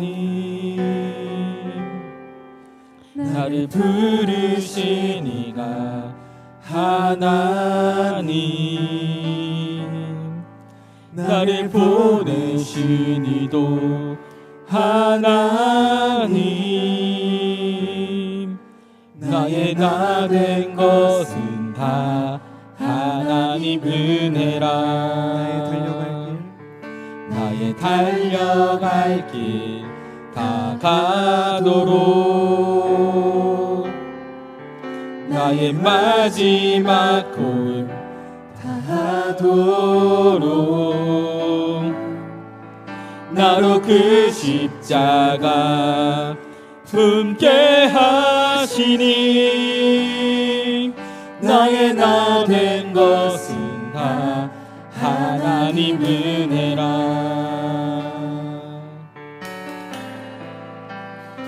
한량없는 은혜, 갚을 길 없는 은혜, 내 삶을 애워싸는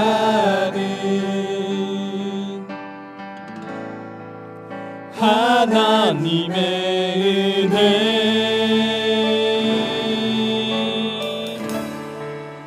나 주저함 없이 그 땅을 밟음도 나를 붙드시는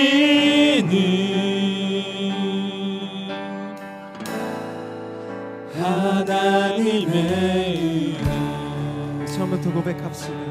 나를 지으신 이가, 나를 지으신 이가 하나님,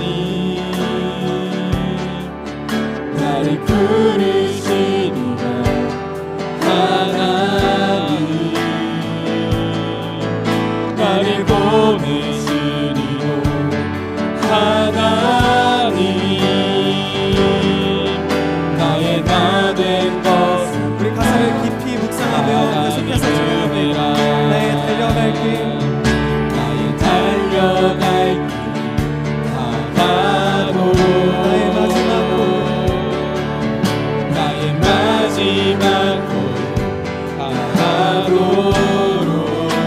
십자가 나로 그 십자가 굳게 하셨습니다. 굳게 하시니 나의 남은 것은 다 하나님의 한량없는 은혜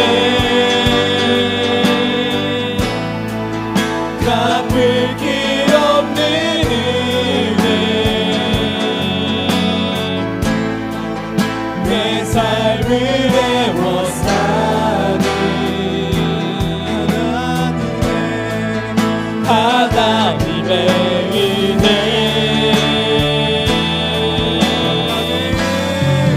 나 주저함 없이 그 땅을 밟음도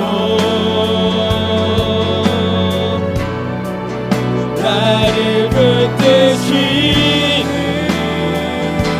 하나님의 은혜 한량없는 은혜를 찬양합니다.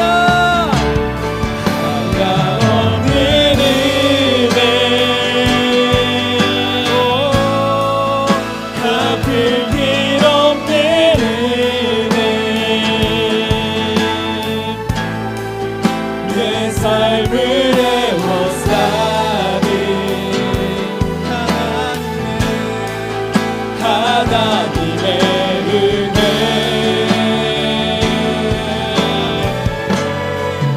나 주저함 없이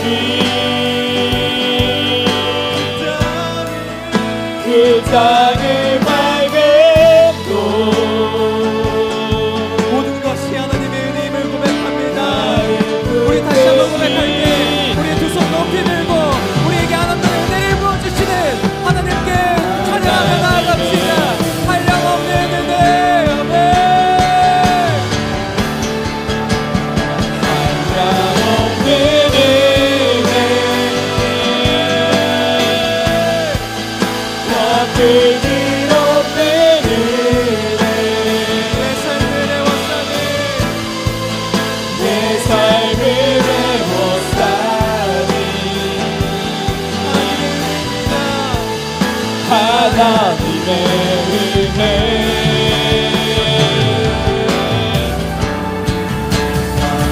주저함 없이 그 땅을 밟음도 나를 이끄시는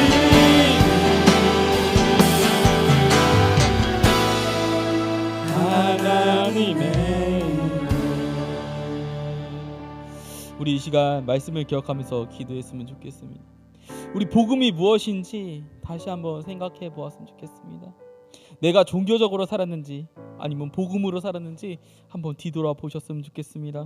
그래서 우리가 현재 인내와 고난을 넘어서 사랑과 감사와 기쁨으로 주 앞에 나오는 그런 시간이 되었으면 좋겠습니다. 우리 첫 번째 기도 제목으로 이렇게 기도했으면 좋겠어요. 내 모든 삶에서 내 힘으로 안 될 것 같은 일들을 내 힘으로 하는 것이 아니라 주님께 의지함으로써 그 일을 가지고 우리가 주님께 아뢰고 기도하는 시간을 가졌으면 좋겠습니다. 우리 주님께 우리의 삶을 가지고 기도하겠습니다. 주여 주면서 함께 기도하겠습니다. 주여 주여 아버지, 내 삶에서 내 힘으로 안 될 것 같은 그 모든 일들을 주님께 일어났습니다. 주님, 그 모든 것들이 무엇입니까? 나의 생각과 나의 굳어진 이야기들, 나의 존경한 나의 생각하는 그 모든 것들이 주님, 그것들을 불가능하게 만들고 있지 않은지 우리 스스로를 점검할 수 있었으면 좋겠습니다. 내가 극복해야 될 것들을 주님께서 우리에게 알려주시고 그것을 솔직한 기도 제목으로 내놓아 그것들을 가지고 앞으로 나아갈 수 있기를 원합니다. 주여, 우리의 삶을 두고 기도합니다. 우리의 삶의 어두운 점, 우리의 삶의 부족한 점, 또한 주님께서 우리에게 감사로 꾸며진 그 모든 일들이 있습니다. 주님, 그 모든 것들을 주님께 주고 주님께 나아가오니 주여, 우리가 주님의 은혜로는 모든 것을 할 수 있사오니 이미 주신 그 주님의 승리의 길 안에서 우리가 그 승리의 길을 의심 없이 따라갈 수 있도록 주님 도와주시옵소서. 주여.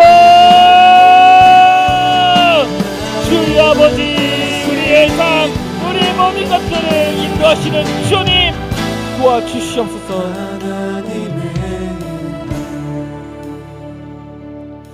초대교회 공동체 또 예수님을 보면 어떻습니까? 예수님의 사랑과 용서가 있었기 때문에, 그리고 예수님의 사랑과 용서를 이미 경험한 초대교회 성도들은요, 사도 바울을 용서하고 사랑했습니다. 먼저 사랑했습니다. 먼저 사랑한 결과가 사도 바울로 나아갔습니다. 우리 혹시 우리 지체들 가운데 용서해야 되는 사람이 있나요? 혹시 미워하는 사람이 있나요? 내 마음을 힘들게 하는 사람이 있나요? 잘 안 되겠지만, 너무 힘든 마음이겠지만, 오늘 잠깐 이 시간만큼은 그들의 사랑하는 마음을 가지고 한번 주님께 아뢰 보았으면 좋겠습니다. 기도의 내용이 어떻든 좋습니다. 주님께 내 솔직한 마음을 내려놓고 주님께 어떻게 하면 좋겠는지 주님께 아뢰보는 시간을 가졌으면 좋겠습니다. 우리 그것을 듣고 주 외치면서 함께 기도하겠습니다. 주여!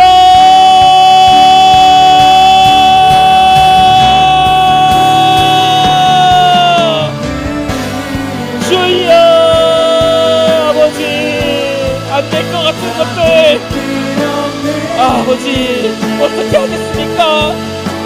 내 마음이 가지 않고, 내 마음이 힘들고, 정말 도저히 되지 않을 것 같은 그 일들이 주님과 함께라면 그것이 가능하다는 것을 말씀에서 목격해도 우리가 마음 가지 않는 것이 사실입니다. 정말 우리가 표면적으로나 의식적으로나 형식적으로나 그 기도의 제목을 주님께 내어놓습니다. 주님, 이 기도의 제목을 내놓는 그 가정이 얼마나 우리의 마음을 찢겠습니까?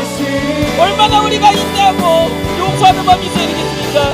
주여 아버지, 우리에게 마음을 주시옵소서. 사랑할 수 있는 마음, 인내할 수 있는 마음, 용서할 수 있는 마음 우리에게 주시기를 간절하게 원합니다. 주여, 우리의 힘을 알 수 없음을 우리의 마음을 보면 더욱더 알 수 있습니다. 주님, 용서하여 주시옵소서. 주님, 사랑하여 주시옵소서. 주님께서 우리를 사랑하신 것 같이 우리도 서로 사랑할 수 있도록 그 마음을 우리에게 주시옵소서. 우리는 알 수 없습니다. 주님의 능력으로, 주님의 은혜로 우리가 모든 것을 할 수 있사오니 주님께서 이미 승리하신 그 길 가운데 그 인내한 고통을 넘어 기쁨으로 나아갈 수 있도록, 감사함으로 나아갈 수 있도록 주님께서 승리하신 길을 따라갈 수 있도록 주님 도와주시옵소서. 주여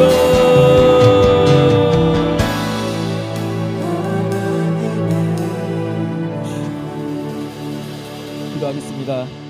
하나님 아버지, 감사합니다. 주님, 우리가 말씀을 통해서 목격했습니다. 도저히 용서할 수 없는 사람입니다. 도저히 내 이성과 내 인격과 내 마음으로는 용서할 수 없는 것이 바로 사도 바울이었습니다. 하지만 주님께서 그를 사랑하셨습니다. 그리고 주님께서 죄인된 우리를 먼저 사랑하셨습니다. 그 죄인된 우리가 복음을 접했을 때 도저히 용서할 수 없는 그 사도 바울을 공동체로 받아들이고 사랑하고 그리고 감사로 나아갔습니다. 우리 공동체에도 있기를 원합니다. 주님, 혹시 우리가 사랑하지 못하는 사람 있나요? 주님, 우리가 인내해야 되는 사람 있나요? 용서해야 되는 사람 있나요? 주님, 우리는 할 수 없사오니 주님의 은혜로 우리를 움직여 주시옵소서. 그러므로써 우리가 이미 알고 있는 그 승리의 길을 가는 동안 평탄하지 않습니다. 인내와 고난이 반드시 뒤따랐습니다. 하지만 그 답이 뭔지는 알지만 참 그게 우리가 되지 않게 합니다. 주님, 그러므로 주님께 요청하고 기도합니다. 주님 도와주시옵소서. 우리는 할 수 없으나 주님 할 수 있습니다. 주여 아버지, 우리를 붙잡아 주시고 함께하여 주시옵소서. 우리 삶 전체를 이끌어 주시려 믿사옵고 감사드리며 거룩하신 우리 주 예수님의 이름으로 기도드립니다. 아멘. 우리 함께 찬양하시면서 준비하신 힘을 하나님께 드리도록 하겠습니다.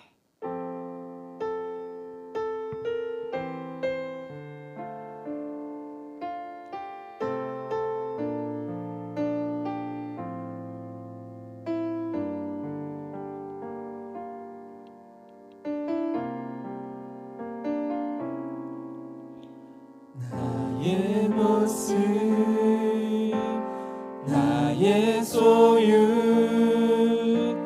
주님 앞에 모두 드립니다. 모든 아픔 모든 기쁨 내 모든 눈물 받아주소서.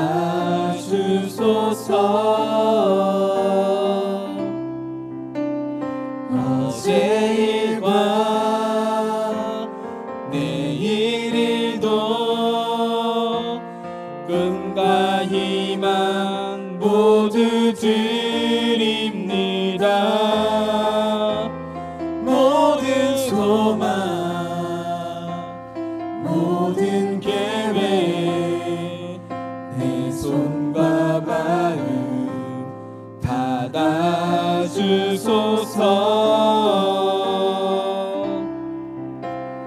나의 생명을 드리니 주 영광 위하여 사용하옵소서. 내가 사는 날 동안에 주를 찬양하며 기쁨의 제물 되니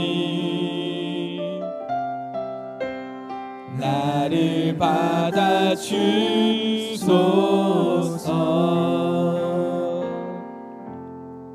기도하겠습니다. 하나님 아버지 감사드립니다. 오늘 또 이렇게 좋은 날에 또 주님의 전에서 주님께 예배드리게 하심을 너무나도 감사드립니다. 오늘 또 귀한 손길을 통해서 주님께 예물을 드렸습니다. 이 예물이 쓰이는 것이 먼저 주님의 영광을 위해서, 우리 교회를 위해서, 우리 이웃을 위해서, 우리를 위해서 기이 쓰일 수 있는 예물이 될 수 있도록 주님 도와주시옵소서. 주님, 우리의 연약함을 압니다. 정말 주님, 우리 연약함을 아시는 주님, 그럼에도 우리를 사랑하시는 주님, 주님의 사랑으로 우리가 또 이번 일주일을 살아가기 원합니다. 주님 도우시고 함께하여 주시옵소서. 감사드리며 예수님의 이름으로 기도드립니다. 아멘. 우리 일어나셔서 말씀을 기억하고 결단하는 찬양 시간을 가져보도록 하겠습니다. 일어나라 주의 백성, 함께 찬양하시겠습니다. 여러분, 주님께서 우리를 각자의 삶의 자리에서 빛으로 부르셨습니다. 여러분, 거기에 순종하시겠습니까? 여러분, 정말 순종하시겠습니까? 그렇다면 우리 같이 힘차게 찬양합시다. 네.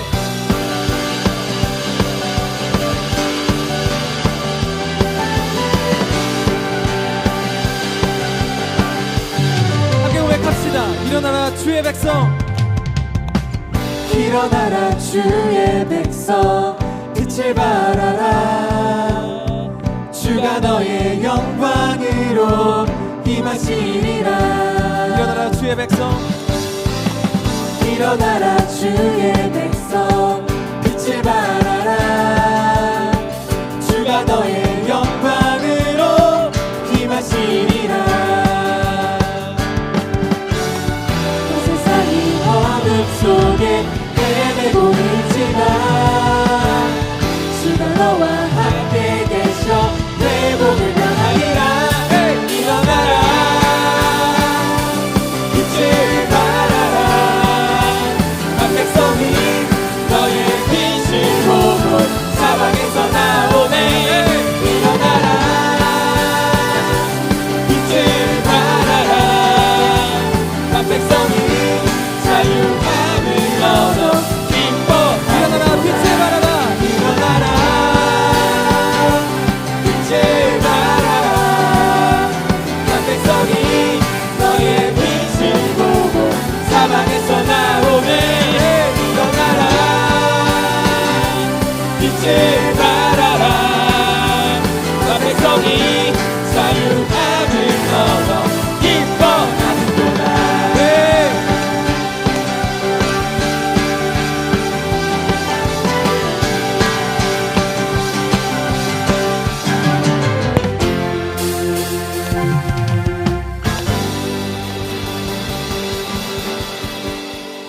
축도하겠습니다. 우리 주 예수 그리스도의 은혜와 하나님 아버지의 극진하신 사랑하심과 성령의 교통하심이 복음이 무엇인지 다시 한번 생각하며 이제는 종교인이 아니라 하나님의 자녀로 살아가며 사랑하고 감사하며 기쁨이 넘치는 삶을 살기로 소망하는 모든 청년부와 예배자들 위해 지금으로부터 영원히 함께 있을지어다. 아멘.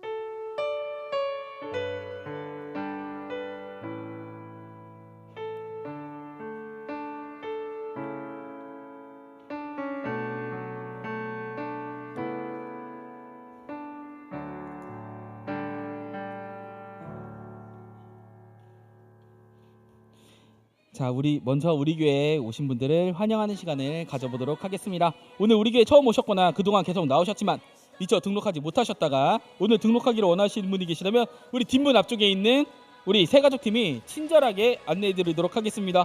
우리 온라인으로 예배드리고 있는 분들 중에서도 등록을 원하시는 분이 계시다면 교회 사무실로 연락해 주시길 바라겠습니다. 우리 새가족 등록한 자매가 있습니다. 우리 이민아 자매, 일어서지 마시고 혹시 어디 계세요? 축하드립니다. 모두 환영해주세요. 환영해주세요. 자, 양육 13단계입니다. 양육 13단계 일정은 주보를 참조해주세요. 자, 기쁨의 동산교회는 교회 밖 성경 공부를 일절 금지합니다. 이단 및 사이비들에 대한 주의를 요합니다. 요즘 날씨가 풀려서 또 나오기 시작했더라고요. 자, 우리 궁금한 점이 있다면은 우리 리더들, 마을장 그리고 저에게 물어봐 주시면 될 것 같습니다. 우리 주차 이용 안내입니다. 우리 구단지 주차에 관해서 입주민들이 계속 민원이 발생하고 있는데요. 우리 주차장 사용 감사를 표현하는 종교인 하지 말라 그랬는데 자, 예수 믿는 사람들의 자세를 부탁드립니다. 교회 옆 동산빌딩 주야 주차장 그리고 910동, 911동, 911동에 주차를 되도록이면 하지 말아주시고요. 그러니까 구단지 하지 말라는 게 아니라 조금 멀리다가 좀 구단지 안에 있는 뒤에 있는 좀 주차장에다 좀 해주시면 좋겠다라는 생각 요청이 왔습니다. 네, 많이 불편해서 민원이 많이 들어온대요. 자, 그렇게 한번 봐주시면 될 것 같습니다. 자, 모집 안내입니다. 식당 봉사자를 모집합니다. 1부 1명 그리고 3부 2명을 모집합니다. 문의는 임병철 식당 부장님께 문의해 주시면 될 것 같습니다. 우리 대민 지원 크루를 모집합니다. 여름 대민 지원에 함께 하실 크루를 모집합니다. 지원 방법은 각 리더들에게 연락해 주시고요. 모집 기간은 상시입니다. 일정은 7월 15일 수요일부터 그리고 18일 토요일까지입니다. 장소는 경상북도 문경시 부천교회입니다. 문의는 김한희 형제에게 해주시면 될 것 같습니다. 우리 대학생분들 많이 참여해 주세요. 우리가 바라고 있습니다. 자, 함께 기도해 싱어를 모집합니다. 함께 팀과 함께 찬양함으로 예배할 싱어를 모집합니다. 분야는 여자 싱어 1명, 남자 싱어 1명을 모집합니다. 문의는 김지연 자매에게 문의해 주시면 될 것 같습니다. 그리고 한 달란트 자산관리, 나는 얼마를 모아야 되지? 어떻게 자산을 관리하지? 너무 어려워. 이렇게 하시는 분들을 위해서 이제 왕기초 자산관리를 강의합니다. 자, 참여 희망자는 오픈 채팅방에 참여해 주시고요. 일시는 4월 18일 토요일 오후 3시고요. 장소는 미정입니다. 왜냐하면 참여 인원에 따라서 추후 공지를 해드린다고 합니다. 문의는 정강욱 형제에게 문의해 주시면 될 것 같습니다. 우리 교우동정입니다. 우리 다음 주에 우리 김준섭 형제 일어나 주세요. 또 이건 한번 이렇게 받아야죠. 또 이렇게 자, 우리 준섭 형제가 우리 4월 18일 토요일 오전 11시 JN 컨벤션 5층 메리골드홀에서 결혼을 합니다. 우리 많은 축하해 주시고요. 네, 우리 그렇다고 청년부 떠나는 건 아니에요. 네, 빨리빨리 하면 안 돼요. 자, 축하드립니다. 자, 마을 모임 일정 안내입니다. 자, 매달 둘째 주는 세찬이네, 복진이네, 셋째 주는 성인이네, 주연이네가 진행됩니다. 그리고 함께 기도회가 매주 주일 오후 5시에 진행되고요. 장소는 2층 대예배실입니다. 그리고 가족과 함께 성경 읽는 비전교구 2주의 범위는 디모데전서 4에서 6장 10편 119편에서 129편입니다. 그리고 상반기 뷰티풀데이 윤하영 자매 나오셔서 광고해 주시겠습니다.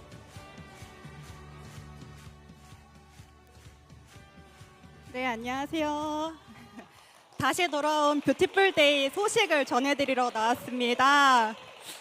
이번 상반기 이후 초청 잔치 타이틀은 여기 보시면 아시겠지만 히스토리인데요. 우리의 가장 위대한 역사이자 그의 이야기, 하나님의 이야기가 이번 주제입니다.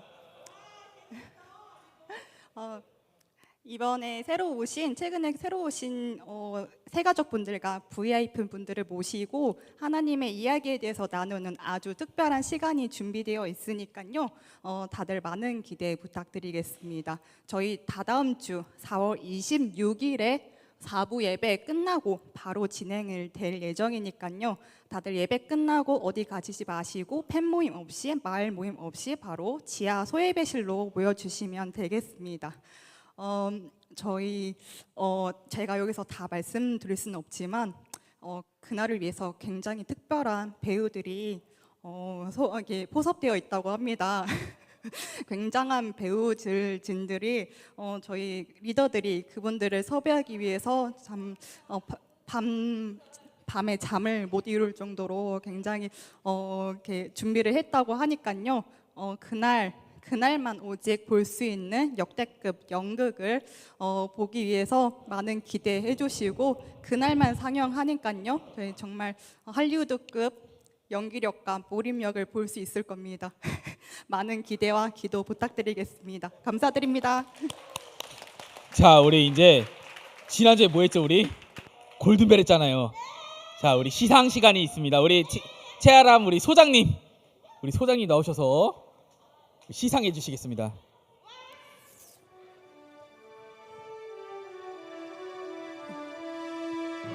안녕하세요. 여러분 기대되시나요? 지금 제 손에 결과 있는데요. 네, 저희가 팸을 부르면 리더만 나오지 않고 모든 팸원이 나와줬으면 좋겠습니다. 여러분 근데 공부들 되게 많이 하셨나 봐요. 저희가 채점을 이제 다 같이 했는데 경쟁이 엄청 좀 치열했어요.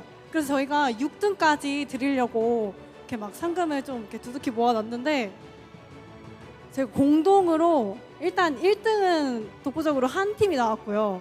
그리고 공동 2등과 공동 3등이 3팀씩 나왔어요. 그래서 총 7팸을 드리기로 했습니다. 네, 그래서 이제 금액은 저희가 여기서 공개하지 않고 직접 팸에서 봐주시면 되겠습니다. 네, 그러면 저희 3등부터 공개할까요?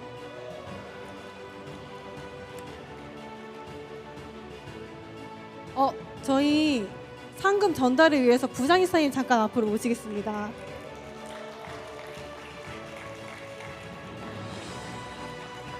네. 그러면 3등 발표하겠습니다. 첫 번째 팸 임수현 팸 나와주세요. 팸원 모두 다 나와주세요.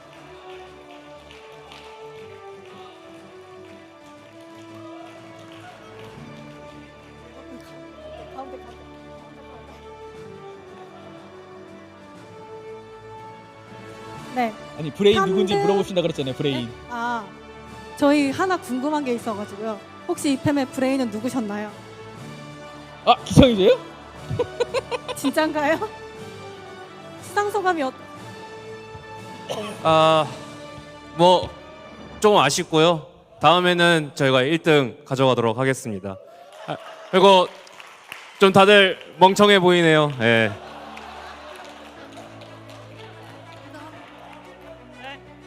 저희 다음에 꼭 1등 하겠습니다. 파이팅! 네, 상금 전달해 주세요. 사진 같이 찍겠습니다. 영상이에요? 영상. 네, 축하합니다. 네, 다음은 3등, 공동 3등 이현진 팸 축하합니다. 모두 나와주세요.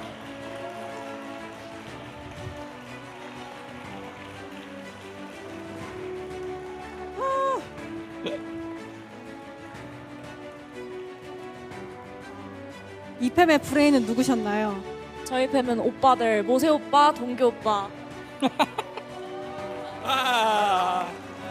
네. 모든 영광 하나님께 올려드립니다. 네.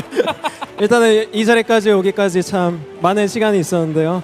우리 함께 해준 성은이, 동규, 현진이, 또 옆에 계신 예수님, 우리 함께해서 기쁨이었고 다음 골든벨 때는 꼭 1등을 쟁취하도록 하겠습니다. 감사합니다. 네, 축하드립니다. 네, 앞에 사진 봐주시고 네, 축하합니다. 그 다음에 공동 3등 마지막 김성주 팸입니다. 나와주세요.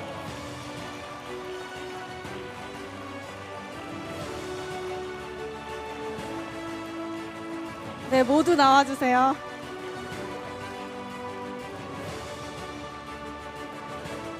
자, 이 팸의 브레인은 누구셨나요?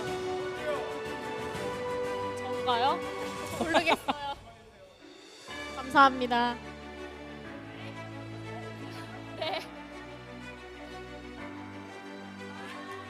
축하합니다. 상금 전달해 주세요. 축하드립니다. 네, 여기 사진 한번 봐주세요. 네, 여러분 공동 3등이 끝났습니다. 자, 이제 대망이 아니에요. 이제 공동 2등도 세 팀이 나왔어요. 정말 치열했습니다. 네, 공동 2등 김성령 팸 축하합니다.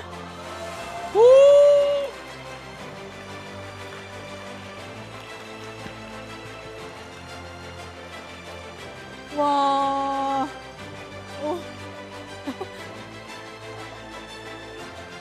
이 팸의 브레인은 누구셨나요? 저희는 철저히 교과서 위주로 공부를 했고요. 네, 성령님을 의지하니 좋은 성적 거둔 것 같습니다. 감사합니다. 네, 상금 전달해 주세요. 축하합니다. 여기 사진 한번 봐주세요. 축하합니다. 네.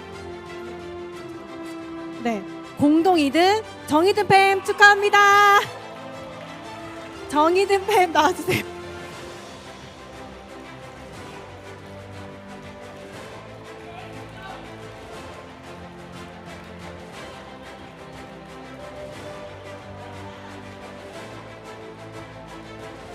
누가 가장 공부를 많이 하셨나요?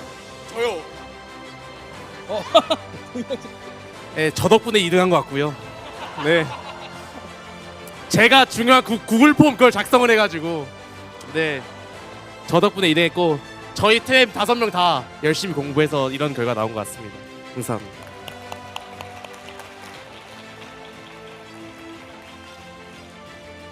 차렷 경례 감사합니다. 축하합니다. 들어. 사진. 자, 마지막 공동 2등 박시은 팸 축하합니다.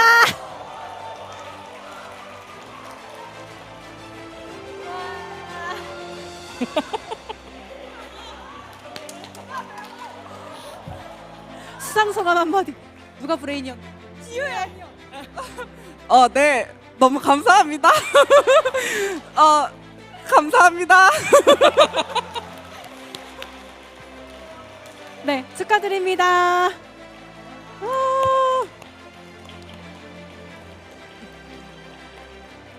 자, 이제 대망의 1등인데요.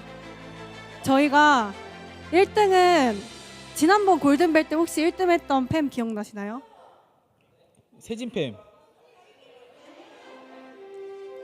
지난번에 1등 했던 팸 나와주세요. 네, 리더만 나와주시면 되겠습니다.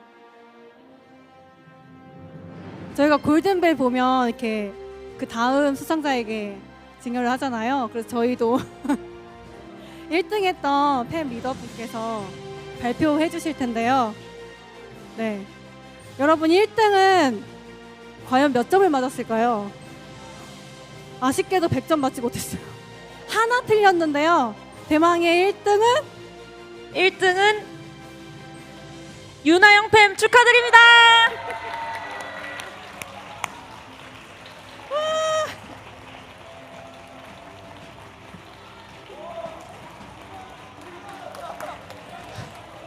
여기 브레인 누구예요? 제일 저 궁금해. 가장 궁금해요. 저 브레인이 누구셨나요? 저희는 사실 공부를 안 했는데 그냥 꿈에서만 공부했는데 주님께서 이제 저희가 1등하라고 아니 이거 저희한테 이렇게 기만인데 이거. 큰 축복을 주시네요. 감사합니다.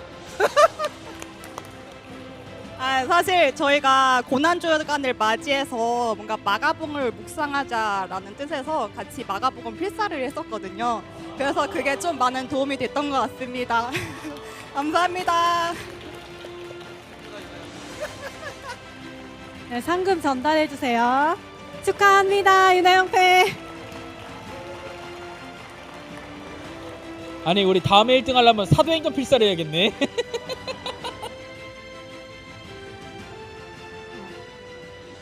여러분 그 상금 받으신 팸은 같이 이제 팸원들끼리 좋은 시간 보내시고 식사 교제 하시고 인증샷을 좀 올려주시면 감사하겠습니다. 네, 이번 경쟁이 정말 치열했는데요. 저희가 이제 5월 9일부터 다시 이제 누가복음 시작합니다. 그래서 저희가 하반기에도 골든벨이 또 있어요. 또 준비되고 있으니까 이제 5월부터 저희가 5월 9일 날 시작하는데 토요일 날 이번에 오후 2시가 조금 행사도 많고 애매해서 저녁 7시에 진행을 합니다. 이제 영화부실에서 5주간 진행을 하니까 그리고 또 특별히 봄 소풍 겸 아우팅이 준비되어 있습니다. 그래서 함께 하시고 싶으신 분들은 이제 리더들을 통해서 구글 폼으로 신청해 주시고요. 하반기 골든벨도 기대하면서 팬 모임 즐겁게 하시면 되겠습니다. 감사합니다. 네, 우리 마지막으로 우리 그리팅으로 우리 예배를 마무리해 주시면 되겠습니다.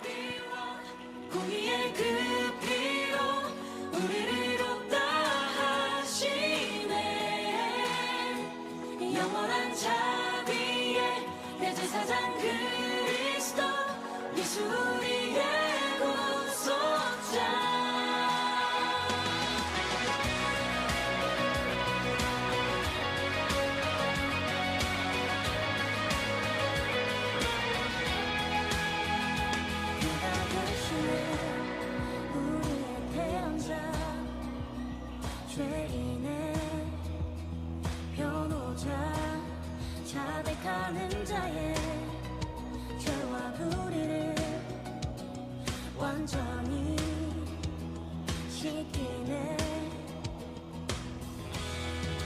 항상 변함없는 우리를 위하시는 그가 계시네.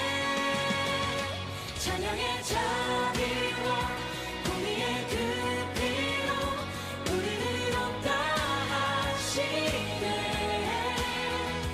영원한 자비의 대제사장 그리스도 예수 우리의 구속자.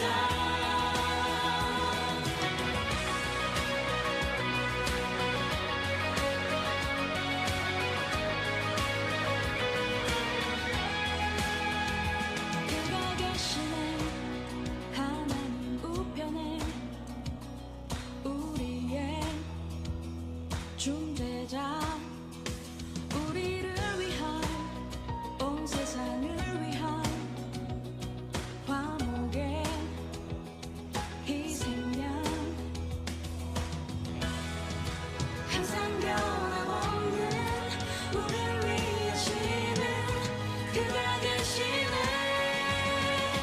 찬양의 자비와 공의의 그 피로 우리를 이롭다 하시네. 영원한 자